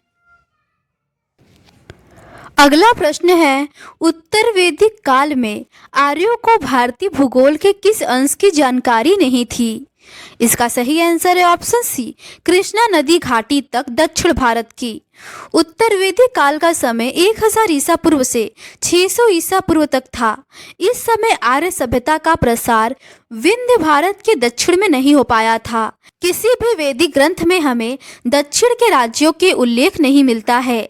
शतपथ ब्राह्मण में पूर्वी तथा पश्चिमी समुद्रों का उल्लेख हुआ है। अगला प्रश्न है, निम्नलिखित में से कौन वैदिक समाज में प्रचलित नहीं था? इसका सही आंसर है ऑप्शन डी, सती प्रथा। वैदिक समाज में सती प्रथा का प्रचलन नहीं था। भारतीय समाज में सती प्रथा का उद्भव यद्यपि प्राचीन काल से माना जाता है, तथापि इसका व्यापक रूप से प्रचलन पूर्व मध्यकाल में हुआ। सती प्रथा का पहला अभिलेख 510 ईस्वी में ईरण अभिलेख से मिलता है। 15वीं शताब्दी में कश्मीर के शासक शाहमीर वंश सिकंदर ने इस प्रथा को बंद करवा दिया था। मुगल शासक अकबर व पेशवाओं के अतिरिक्त पुर्तगाली गवर्नर अल्बुकर्क ने इस प्रथा पर रोक लगाई थी। ब्रिटिश भारत में कुछ गवर्नर जनरल जैसे लॉर्ड कॉर्नवालिस एवं लॉर्ड हेस्टिंग्स ने इस दिशा में कुछ प्रयत्न किए, परंतु इस क्रूर प्रथा को कानूनी रूप से बंद करने का श्रेय लॉर्ड विलियम बेंटिक को जाता है। राजा राममोहन राय ने बेंटिक के इस कार्य में सहयोग किया। अगला प्रश्न है, राजसूय यज्ञ के समय ऋग्वैदिक राजा लगभग 1 दर्जन रत्नियों के घर जाता था। उसमें से कितनी रत्नियां महिलाएं होती थीं? इसका सही आंसर है ऑप्शन ए, 4। उत्तर वैदिक काल में कुलीन वर्ग से संबंधित राज्य के उच्च पदाधिकारियों को रत्नी कहा जाता था। तैत्तिरीय संहिता एवं शतपथ ब्राह्मण में रत्नियों की संख्या 12 बताई गई है। इनमें महिलाओं की संख्या 4 थी। अगला प्रश्न है, 10 राजाओं के युद्ध का विजयी राजा सुदास निम्नलिखित में से किस जन से संबंधित था? इसका सही आंसर है ऑप्शन डी, त्रित्सु। दसरा के युद्ध या 10 राजाओं का युद्ध का उल्लेख ऋग्वेद के 7वें मंडल में मिलता है। इस युद्ध में एक तरफ पुरु नामक आर्य कबीला और उनके सहयोगियों जिनके सलाहकार ऋषि विश्वामित्र थे, दूसरी ओर भरत नामक समुदाय था जिसका नेतृत्व त्रिशु नामक कबीले के राजा सुदास कर रहे थे और जिनके प्रेरक ऋषि वशिष्ठ थे।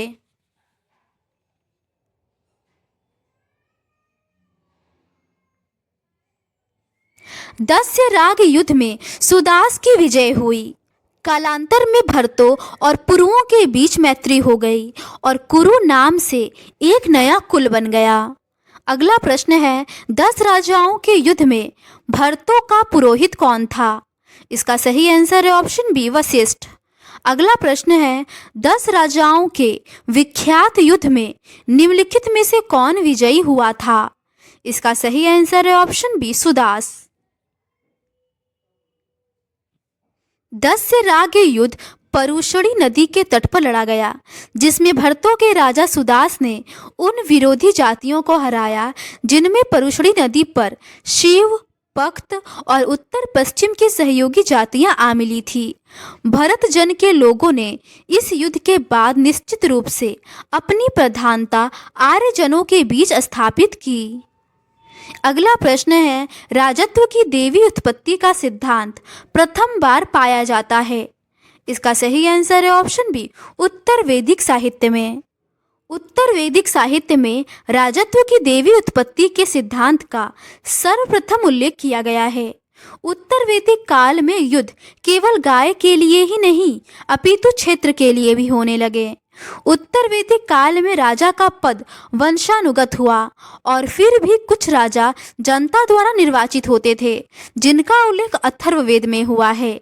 राजा के शक्ति एवं प्रतिष्ठा हेतु अनुष्ठान इस प्रकार होते थे: राजसूय यज्ञ, अश्वमेघ यज्ञ, वाजपेय यज्ञ, राजा को अन्य लोगों से श्रेष्ठ दिखाने हेतु। तैत्तिरीय संहिता एवं शतपथ ब्राह्मण में 12 रत्नियों का उल्लेख मिलता है। क्वेश्चन नंबर 113 है, वैदिक काल में दार्शनिक वाद विवादों की एक कुशल वक्ता थी? इसका सही आंसर है ऑप्शन बी, गार्गी। वैदिक काल में गार्गी दार्शनिक वाद विवादों की एक कुशल वक्ता थी। इसका वर्णन बृहदारण्यक उपनिषद में हुआ है। महर्षि याज्ञवल्क्य की 2 पत्नियां मैत्रेयी और कात्यायनी थी। ऋग्वेद में लोपामुद्रा, घोषा, अपाला, सिक्ता एवं विश्वारा जैसी विदुषी स्त्रियों का उल्लेख मिलता है। इन विदुषी स्त्रियों को ऋषि कहा गया है। इन विदुषी स्त्रियों ने अनेक ऋचाओं की रचना भी की है। लोपामुद्रा अगस्त्य ऋषि की पत्नी थी।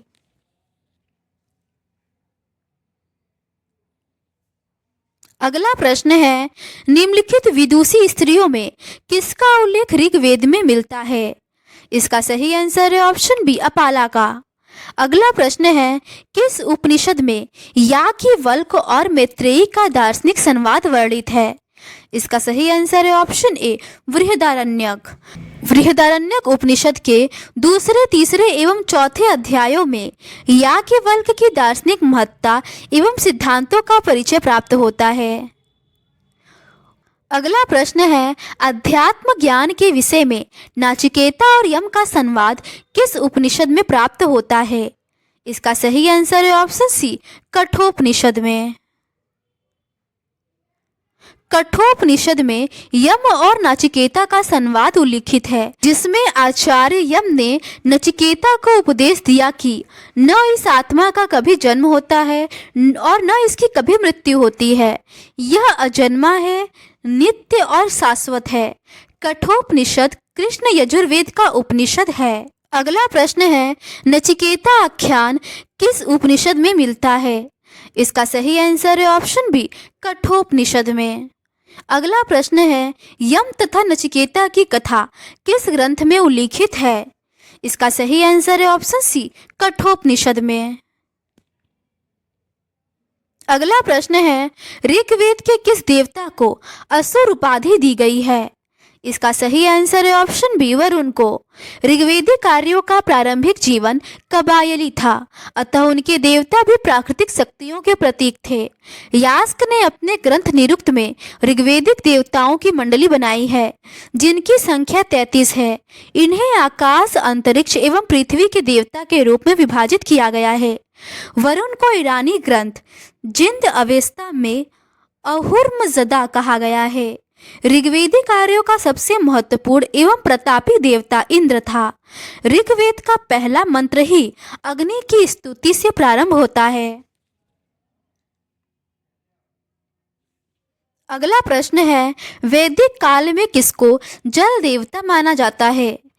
इसका सही आंसर है ऑप्शन बी, वरुण को। अगला प्रश्न है, ऋग्वेद में सूर्य देवता किसका पुत्र माना गया है? इसका सही आंसर है ऑप्शन डी, दयूस का। महत्व की दृष्टि से वैदिक पृथ्वी स्थानीय देवताओं में सर्वोच्च स्थान अग्नि का है, जिसकी स्तुति ऋग्वेद में 200 सूक्तों में की गई है। अग्नि का भौतिक स्वरूप स्पष्ट होने के कारण इस देवता का स्थानीय रूप अधिक विकसित नहीं है। कई स्थानों पर उसे घोष और पृथ्वी का पुत्र बताया गया है। उसका मूल निवास स्वर्ग में है, किंतु मातृ ऋष्वन उसे स्वर्ग से पृथ्वी पर लाया। अगला प्रश्न है, वैदिक नदी कुभा का स्थान निर्धारित होना चाहिए। इसका सही आंसर है ऑप्शन ए, अफगानिस्तान में। ऋग्वेद में उल्लिखित कुभा, क्रुमु, गोमती एवं सुवालू नदियां अफगानिस्तान में बहती थी। इन नदियों के उल्लेख से स्पष्ट होता है कि आर्यों का अफगानिस्तान के साथ गहन संबंध था। अगला प्रश्न है, सतलज नदी का प्राचीन नाम क्या था? इसका सही आंसर है ऑप्शन बी, सतुद्री। ऋग्वेद में सप्त सिंधु प्रदेश की 7 नदियों का उल्लेख मिलता है। ये नदियां हैं सरस्वती, विपाशा, परुषणी, वितस्ता, सिंधु, सत्रुति तथा अस्किनी। अगला प्रश्न है, वैदिक काल में चिनाब नदी को किस नाम से जाना जाता था? इसका सही आंसर है ऑप्शन डी, अस्किनी। वैदिक काल में चिनाब नदी को अस्किनी नाम से जाना जाता था, जबकि रावी नदी को परुषणी, सतलज को सुतुद्री तथा झेलम को वितस्ता के नाम से जाना जाता था। अगला प्रश्न है, वैदिक नदी वितस्ता का आधुनिक नाम है?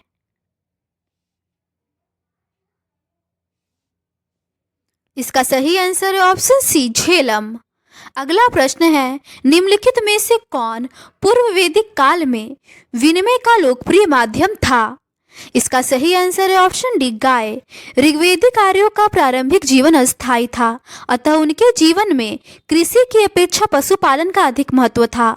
पशुओं में गाय की सर्वाधिक महत्ता थी। गाय की गणना संपत्ति में की जाती थी। व्यापार वस्तुतः वस्तु विनिमय पर आधारित थी। गाय वस्तु विनिमय का एक लोकप्रिय माध्यम थी। विनिमय के माध्यम के रूप में निष्क का भी उल्लेख हुआ है। बेक नाट वे ऋणदाता जो बहुत अधिक ब्याज लेते थे। अगला प्रश्न है, निष्क निम्नलिखित में से किस काल में विनिमय के एक माध्यम के रूप में प्रयुक्त हुआ है? इसका सही आंसर है ऑप्शन ए, वैदिक काल में। ऋग्वैदिक काल में निष्क गले में पहना जाने वाला एक प्रकार का हार था, किंतु निष्क वैदिक काल में विनिमय का एक माध्यम भी था।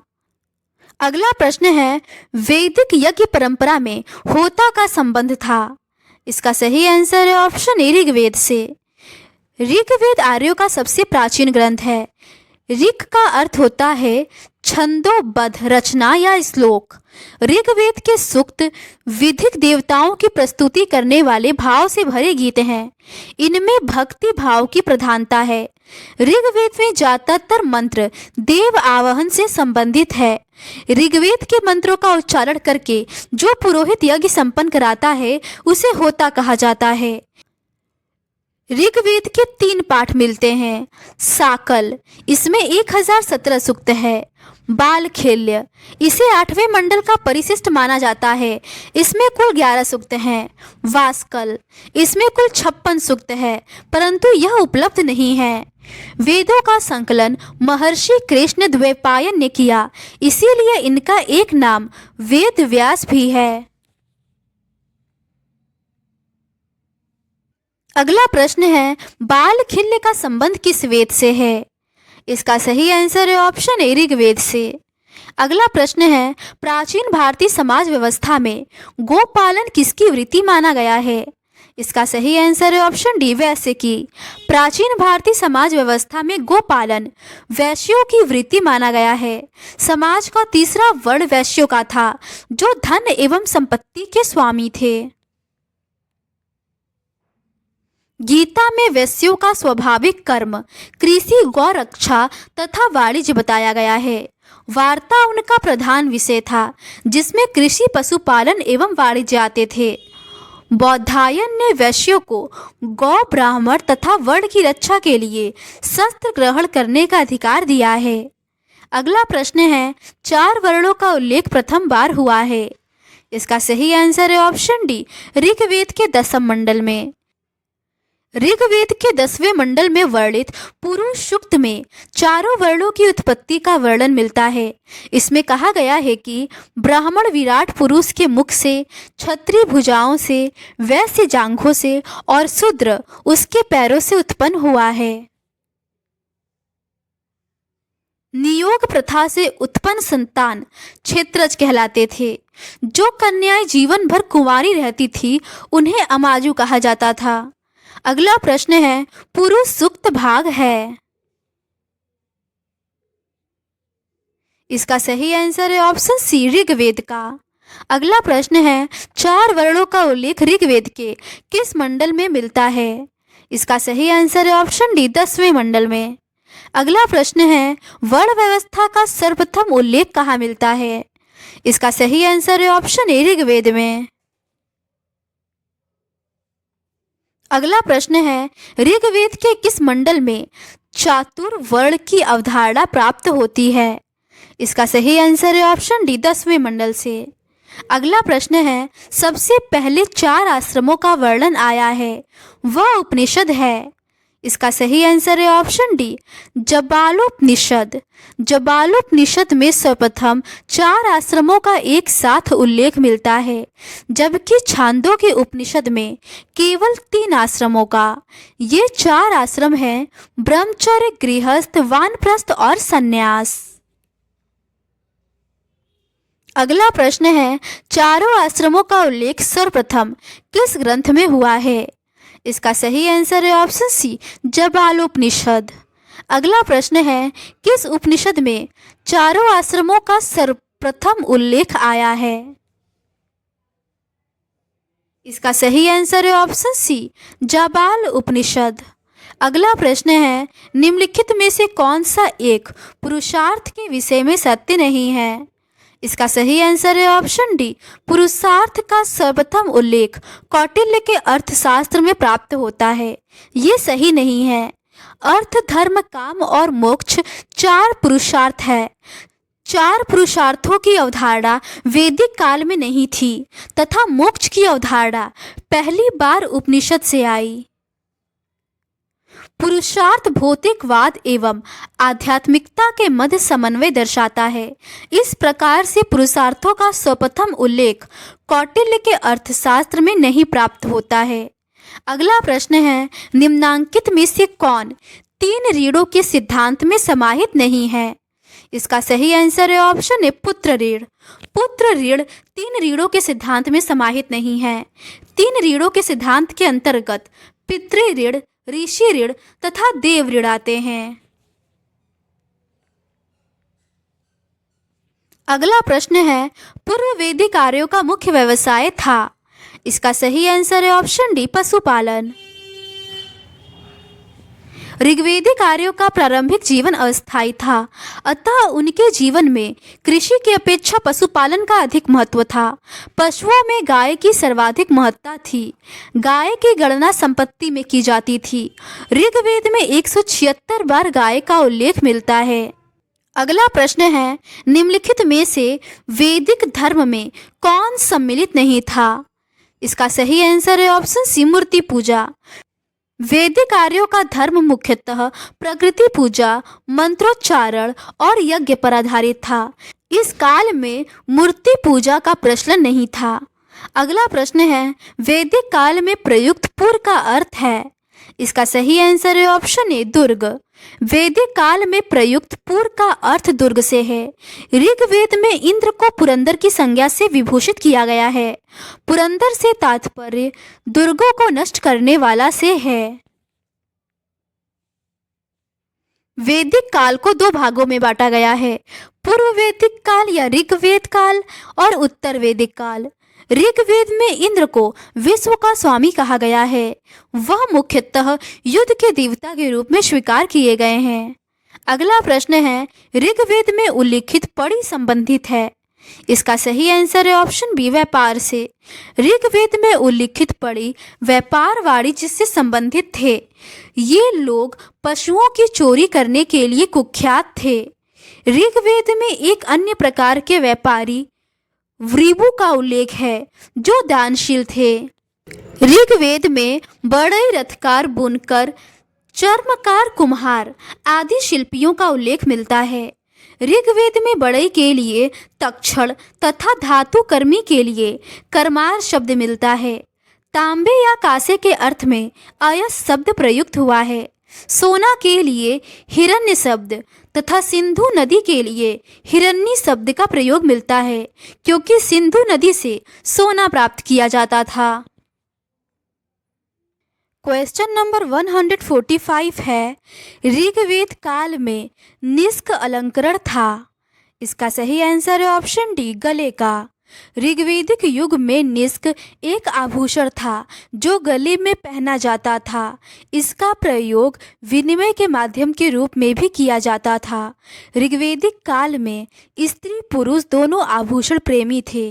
ऋग्वैदिक काल में 3 प्रकार के वस्त्र प्रचलित थे। नीवी, ये शरीर के निचले हिस्से में पहना जाने वाला वस्त्र था।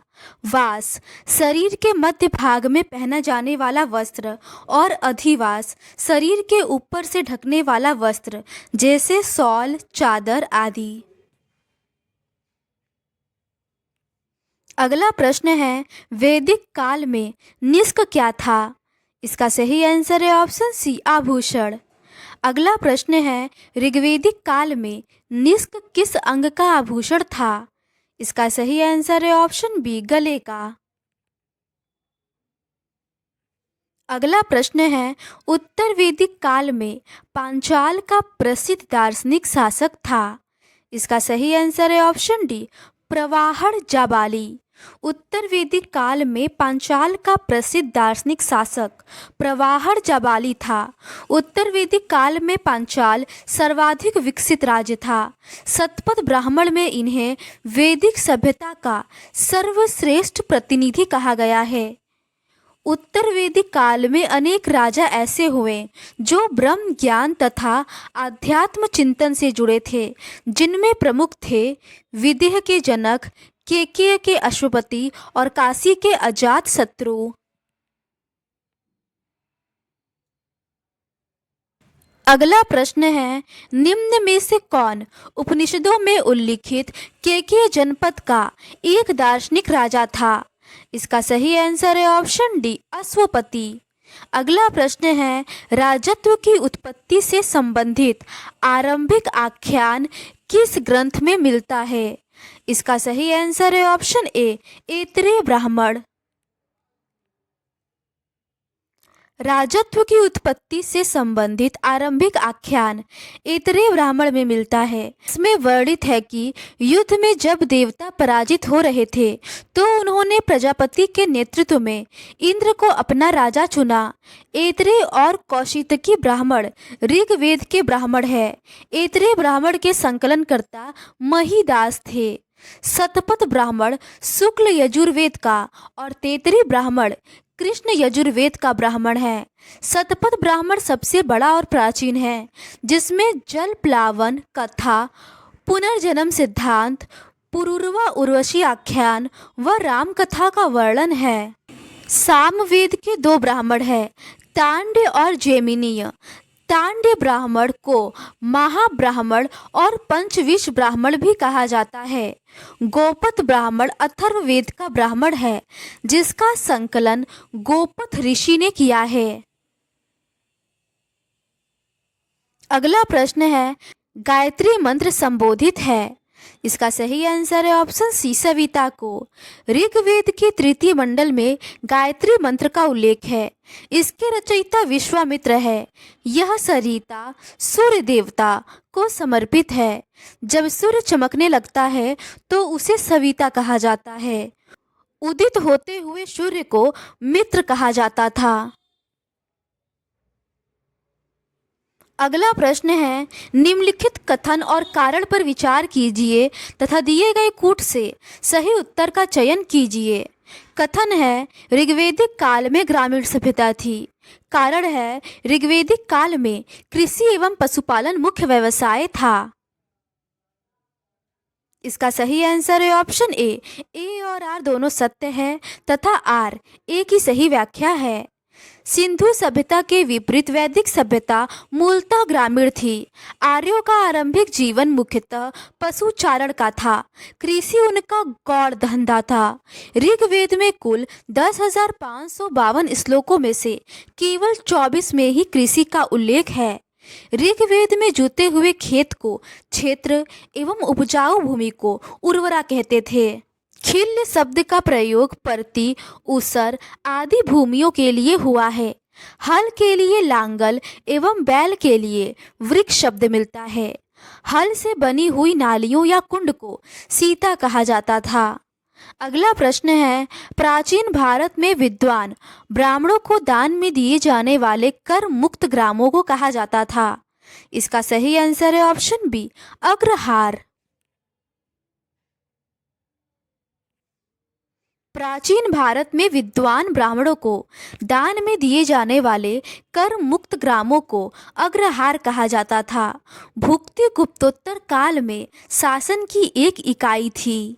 अगला प्रश्न है, शतपथ ब्राह्मण में विस्तार से वर्णन किया गया है।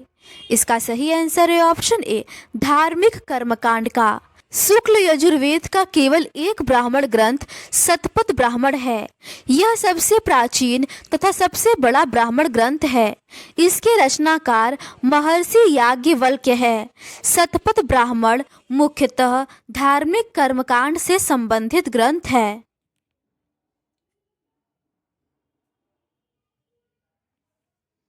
शतपथ ब्राह्मण में जल प्लवन कथा, पुनर्जन्म का सिद्धांत, पुरूरवा, उर्वशी आख्यान, राम कथा तथा अश्विन कुमार द्वारा च्वयन ऋषि को यौवन दान का वर्णन है।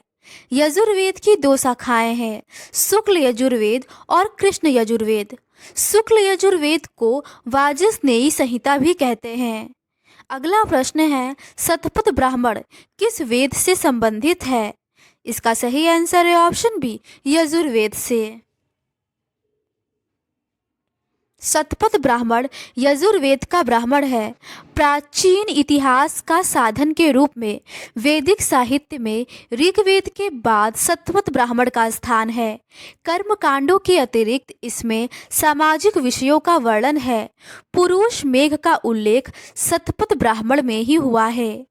अगला प्रश्न है, शतपथ ब्राह्मण का संबंध किस वेद से है? इसका सही आंसर है ऑप्शन सी, यजुर्वेद से। अगला प्रश्न है, शतपथ ब्राह्मण का संबंध किस वेद से है? इसका सही आंसर है ऑप्शन ए, यजुर्वेद से। अगला प्रश्न है, कौशितिकी ब्राह्मण अधोलिखित किस संहिता का ब्राह्मण ग्रंथ है? इसका सही आंसर है ऑप्शन ए, ऋग्वेद का। ब्राह्मण ग्रंथ यज्ञों तथा अनुष्ठान के विधि विधानों के संबंध में जानकारी प्रदान करते हैं। कौशितकी ब्राह्मण तथा ऐतरेय ब्राह्मण ऋग्वेद से संबंधित है। इसके अलावा तांड ब्राह्मण, पंचविंश ब्राह्मण तथा जैमिनी ब्राह्मण सामवेद से, शतपथ ब्राह्मण यजुर्वेद से तथा गौपथ ब्राह्मण अथर्ववेद से संबंधित है।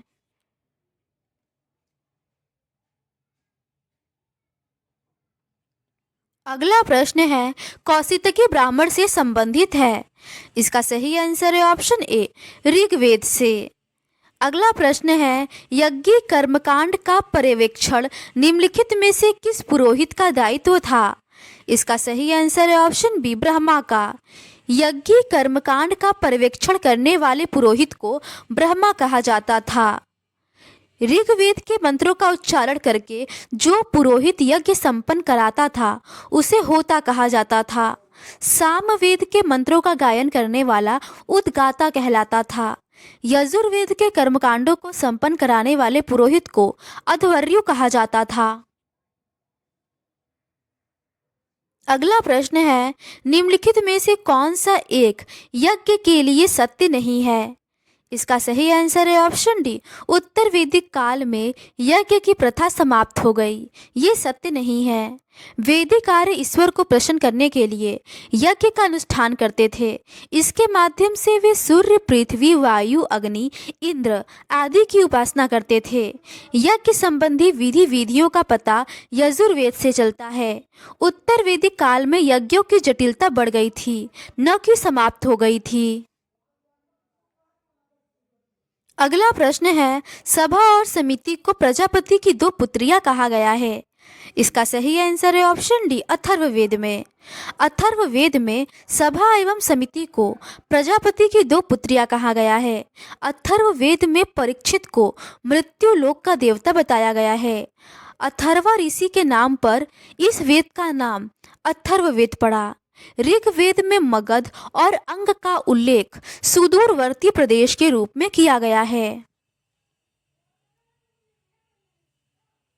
अगला प्रश्न है, वैदिक साहित्य में सभा और समिति को किस देवता की दो पुत्रियां कहा गया है? इसका सही आंसर है ऑप्शन सी, प्रजापति की। अगला प्रश्न है, निम्नलिखित में से किसमें सभा एवं समिति को प्रजापति की दो पुत्रियां कहा गया है? इसका सही आंसर है ऑप्शन डी, अथर्ववेद में। अगला प्रश्न है, किस वेद में सभा तथा समिति को प्रजापति की दो पुत्रियां कहा गया है? इसका सही आंसर है ऑप्शन सी, अथर्ववेद में। अगला प्रश्न है, आर्य शब्द का शाब्दिक अर्थ है? इसका सही आंसर है ऑप्शन बी, श्रेष्ठ। आर्य प्राचीन भारत, यूरोपीय एवं प्राचीन ईरानी भाषा बोलने वालों के लिए प्रयुक्त शब्द है। वैदिक संस्कृति में आर्य शब्द श्रेष्ठ, शिष्ट अथवा सज्जन तथा नैतिक अर्थ में महाकुल, कुलीन, सभ्य, साधु आदि के लिए प्रयुक्त हुआ है। सायणाचार्य ने अपने ऋग्भाग्य में आर्य का अर्थ विज्ञ, यज्ञ का अनुष्ठाता, विज्ञ श्रोता, विधान आदरणीय अथवा सर्वत्र गंतव्य, उत्तम वर्ष, मनु, कर्मयुक्त और कर्म अनुष्ठान से श्रेष्ठ आदि बताया है। अतः आर्य संस्कृत भाषा का शब्द है जिसका शाब्दिक अर्थ श्रेष्ठ या कुलीन है। अगला प्रश्न है, ऋग्वेदिक आर्यों की भाषा क्या थी? इसका सही आंसर है ऑप्शन सी, संस्कृत। ऋग्वेदिक आर्यों की भाषा संस्कृत थी। वेद संस्कृत भाषा में ही लिखे गए हैं। आर्यों ने अनार्यों को अनासह, मृतवाक, देवपीयु, अकर्मण तथा अव्रत कहा है। पाणिनि, पतंजलि और कात्यायन को मुनित्रय कहा जाता है। अगला प्रश्न है, वैदिक शब्द रीत का आशय है? इसका सही आंसर है ऑप्शन ए, नैतिक नियम से। रीत का अर्थ है सत्य या अविनाशी सत्ता। सभी देवताओं का संबंध ऋत से माना जाता है। वरुण का एक अन्य नाम ऋतस्य गोपा है। मरुत आंधी का देवता था। अश्विन आर्यों के चिकित्सक देवता थे। इन्होंने आर्यों के टूटे पैर जोड़े एवं उनकी नावों की मरम्मत की। वरुण जगत का नियंता, देवताओं का पोषक तथा ऋत का नियामक था। पूषण पशुओं और शूद्रों के देवता थे। इनके रथ को बकरे द्वारा खींचते हुए प्रदर्शित किया गया है। अगला प्रश्न है, महाभारत का मौलिक नाम था? इसका सही आंसर है ऑप्शन सी, जय संहिता। महाभारत का मौलिक नाम जय संहिता था। तब इसमें केवल 8800 श्लोक थे। बाद में श्लोकों की संख्या बढ़कर 24,000 हो गई। तब इसे भारत कहा गया। अंततः इसमें 1,00,000 श्लोक हो गए और यह सतसहस्त्री संहिता या महाभारत कहलाने लगा। यह विश्व का सबसे बड़ा महाकाव्य है। इसका संकलन महर्षि वेदव्यास ने किया। महाभारत में वेदव्यास ने लिखा है कि जो इस ग्रंथ में है वह अन्य जगह भी है, जो इसमें नहीं है वह कहीं भी नहीं है। कलहड़ ने राजतरंगिणी की रचना की है। भारवी ने किराता अर्जुनियम की रचना की। अगला प्रश्न है, भारत में आगमन के बाद आर्यों ने सर्वप्रथम अपना निवास स्थान कहाँ बनाया?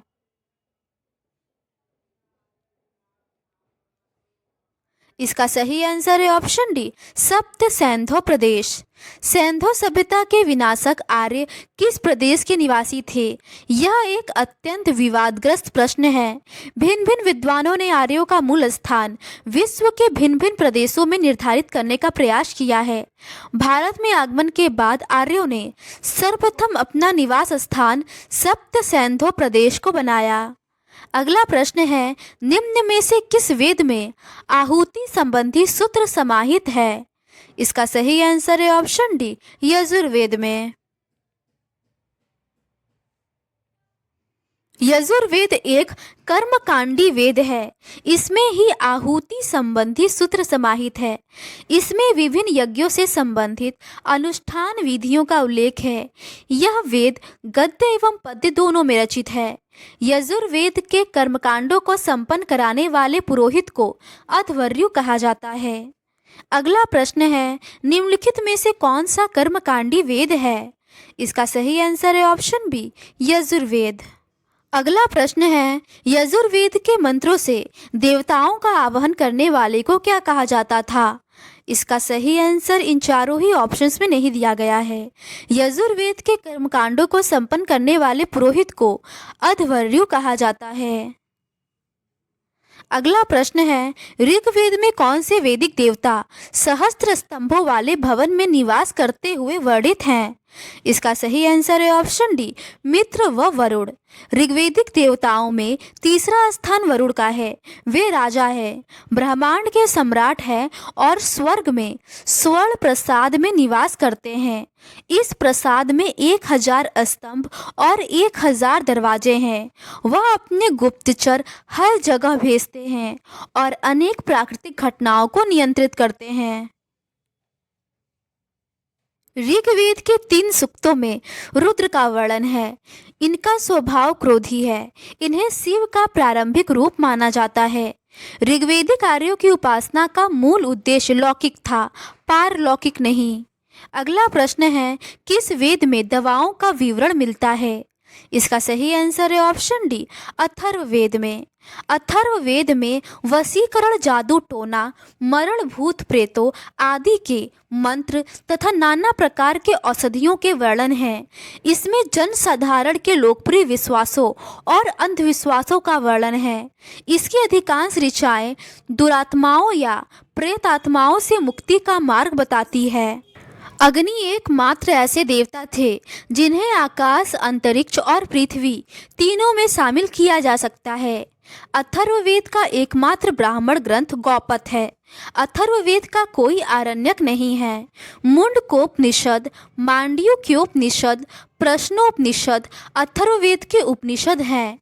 ऋग्वेद में लोहा और चांदी का उल्लेख नहीं है। अगला प्रश्न है, सोनक और पेपीलाद किस वेद की शाखाएं हैं? इसका सही आंसर है ऑप्शन सी, अथर्ववेद की। सोनक और पीपलाद अथर्ववेद की 2 शाखाएं हैं। अथर्ववेद में 20 अध्याय, 730 सूक्त और 5987 मंत्र हैं। इस वेद में वशीकरण, जादू टोना, भूत प्रेत आदि के मंत्र और औषधियों का वर्णन है। अथर्ववेद का ब्राह्मण गौपथ ब्राह्मण है, जबकि इसका कोई आरण्यक नहीं है। ऋग्वेद की 3 शाखाएं हैं, साकल, बालखिल्य और वास्कल। यजुर्वेद की 2 शाखाएं हैं, शुक्ल यजुर्वेद और कृष्ण यजुर्वेद। सामवेद में मंत्रों की संख्या 1875 है, जिसमें से इसके 75 मंत्र हैं। शेष ऋग्वेद से ग्रहण किए गए हैं, इसीलिए सामवेद को ऋग्वेद से अभिन्न माना जाता है। अगला प्रश्न है, छांदोग्य उपनिषद का संबंध किस वेद संहिता से है?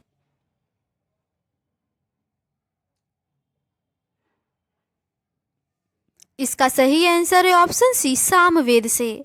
सामवेद के 2 उपनिषद है, छांदोग्य एवं जैमिनीय। छांदोग्य उपनिषद को सबसे प्राचीन उपनिषद माना जाता है। देव के पुत्र कृष्ण का सर्वप्रथम उल्लेख इसी में है।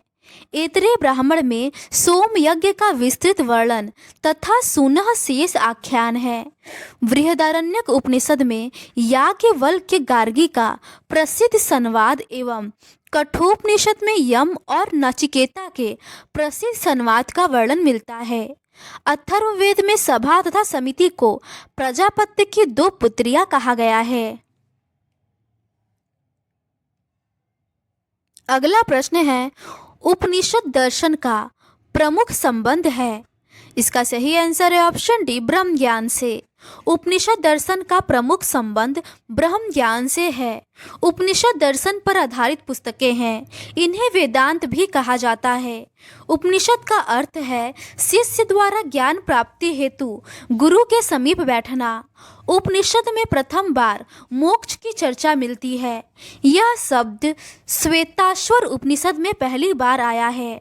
अगला प्रश्न है, उपनिषदों का प्रतिपाद्य विषय रहा है। इसका सही आंसर है ऑप्शन डी, दार्शनिक विवेचन। वैदिक साहित्य का अंतिम भाग उपनिषद है, जिन्हें वेदांत भी कहा जाता है। उपनिषद का अर्थ शिष्य द्वारा ज्ञान प्राप्ति हेतु गुरु के समीप बैठना है। उपनिषद वह साहित्य है जिनमें रहस्यात्मक ज्ञान एवं सिद्धांत का संकलन है। यह पूर्णतः दार्शनिक ग्रंथ है, जिसका मुख्य ध्येय ज्ञान की खोज है। शंकराचार्य ने केवल 10 उपनिषदों पर अपना भाष्य लिखा था। शतपथ ब्राह्मण में जल प्लवन कथा, पुनर्जन्म का सिद्धांत, पुरूरवा उर्वशी आख्यान, राम कथा तथा अश्विन कुमार द्वारा च्वयन ऋषि को यौवन दान का वर्णन है। मुंडकोपनिषद में सत्यमेव जयते एवं यज्ञों को टूटी फूटी नौकाओं के समान कहा गया है। अगला प्रश्न है, उपनिषदों की विषय वस्तु है। इसका सही आंसर है ऑप्शन ए, दर्शन। अगला प्रश्न है, निम्नलिखित में से कौन प्रस्थान त्रयी में सम्मिलित नहीं है। इसका सही आंसर है ऑप्शन बी, भगवत। वेदांत के 3 मुख्य स्तंभ माने जाते हैं, उपनिषद, भगवद गीता एवं ब्रह्मसूत्र। इन तीनों को प्रस्थान त्रयी कहा जाता है। इसमें उपनिषद को श्रुति प्रस्थान, गीता को स्मृति प्रस्थान और ब्रह्मसूत्र को न्याय प्रस्थान कहते हैं। अगला प्रश्न है, ऋग्वेद संहिता की रचना किस क्षेत्र में हुई थी। इसका सही आंसर है ऑप्शन डी, सप्त सैंधव प्रदेश। ऋग्वेद संहिता की रचना सप्त सैंधव प्रदेश में हुई थी। इसमें कुल 10 मंडल, 1028 सूक्त तथा 10,552 मंत्र है। शतपथ ब्राह्मण में विदेह माधव की कथा का उल्लेख मिलता है। इसमें रेवा का उल्लेख मिलता है।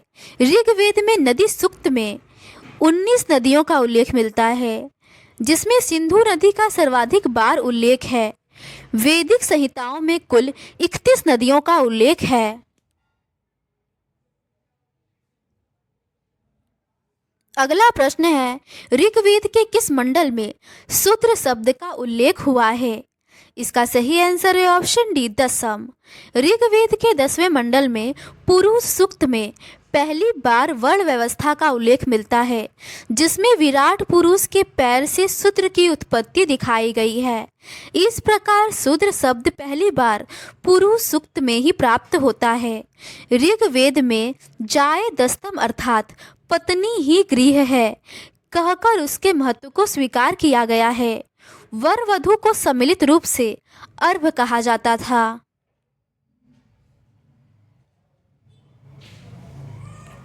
अगला प्रश्न है, ऋग्वेद के किस मंडल में शूद्र का उल्लेख मिलता है। इसका सही आंसर है ऑप्शन डी, 10वें मंडल में। अगला प्रश्न है, राजा की उत्पत्ति के विषय में सर्वप्रथम उल्लेख किस ग्रंथ में मिलता है। इसका सही आंसर है ऑप्शन डी, ऐतरेय ब्राह्मण में। ऐतरेय ब्राह्मण में सर्वप्रथम राजा की उत्पत्ति का सिद्धांत मिलता है। अधिकारों में वृद्धि के फलस्वरूप अलग अलग दिशाओं में राजा के नाम अलग अलग होने लगे। मध्य देश में वह राजा पूर्व में सम्राट, पश्चिम में स्वराट, उत्तर में विराट तथा दक्षिण में भोज कहा जाने लगा। वह राजा जो चारों दिशाओं को विजित कर लेता था, उसे एक राट कहा जाता था। राजसूय यज्ञ का विस्तृत वर्णन शतपथ ब्राह्मण में मिलता है। केकय के अश्वपति, काशी के अजात शत्रु, विदेह के जनक, कुरु के उद्वालक, आरुणि तथा पंचाल के प्रवाहण जाबाली प्रमुख राजा थे। शतपथ ब्राह्मण में सर्वाधिक 12 रत्नियों का उल्लेख है। अगला प्रश्न है, निम्नलिखित में से कौन एक ग्रंथ वैदिक कालीन रत्नियों की सूची का उल्लेख करता है? इसका सही आंसर है ऑप्शन ए, शतपथ ब्राह्मण। अगला प्रश्न है, निम्नलिखित में से कौन उपनिषदों में उल्लिखित केकय जनपद का एक दार्शनिक राजा था? इसका सही आंसर है ऑप्शन डी, अश्वपति। अगला प्रश्न है, उत्तर वैदिक काल में रत्नीन की संख्या कितनी थी? इसका सही आंसर है ऑप्शन सी, 12 राजा को लेकर। अगला प्रश्न है, उत्तर वैदिक काल की प्रमुख फसल क्या थी? इसका सही आंसर है ऑप्शन ए, गेहूं और चावल। कृषि और पशुपालन उत्तर वैदिक काल के आर्थिक जीवन के मुख्य आधार थे। उत्तर वैदिक काल की प्रमुख फसल चावल और गेहूं थी।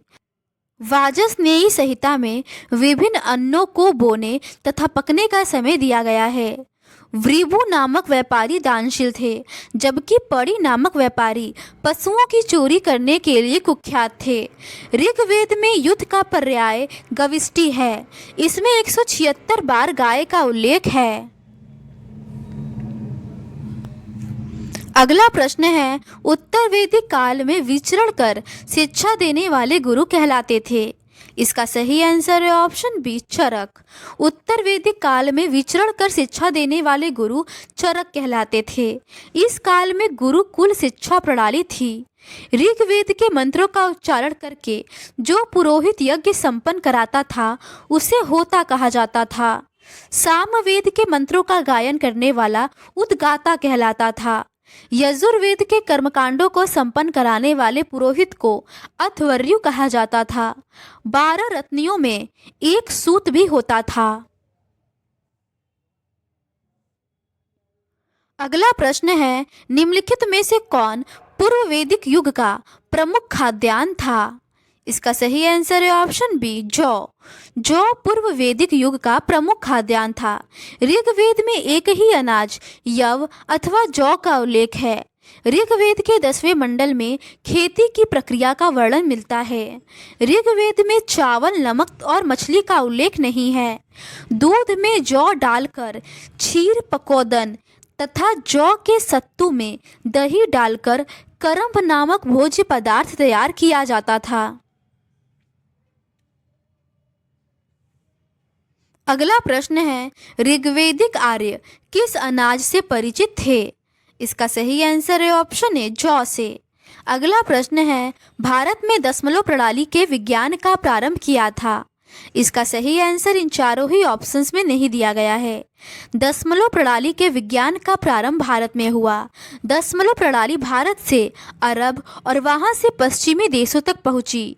गुप्त काल में भारत में शून्य का आविष्कार तथा दशमलव प्रणाली का विकास हुआ।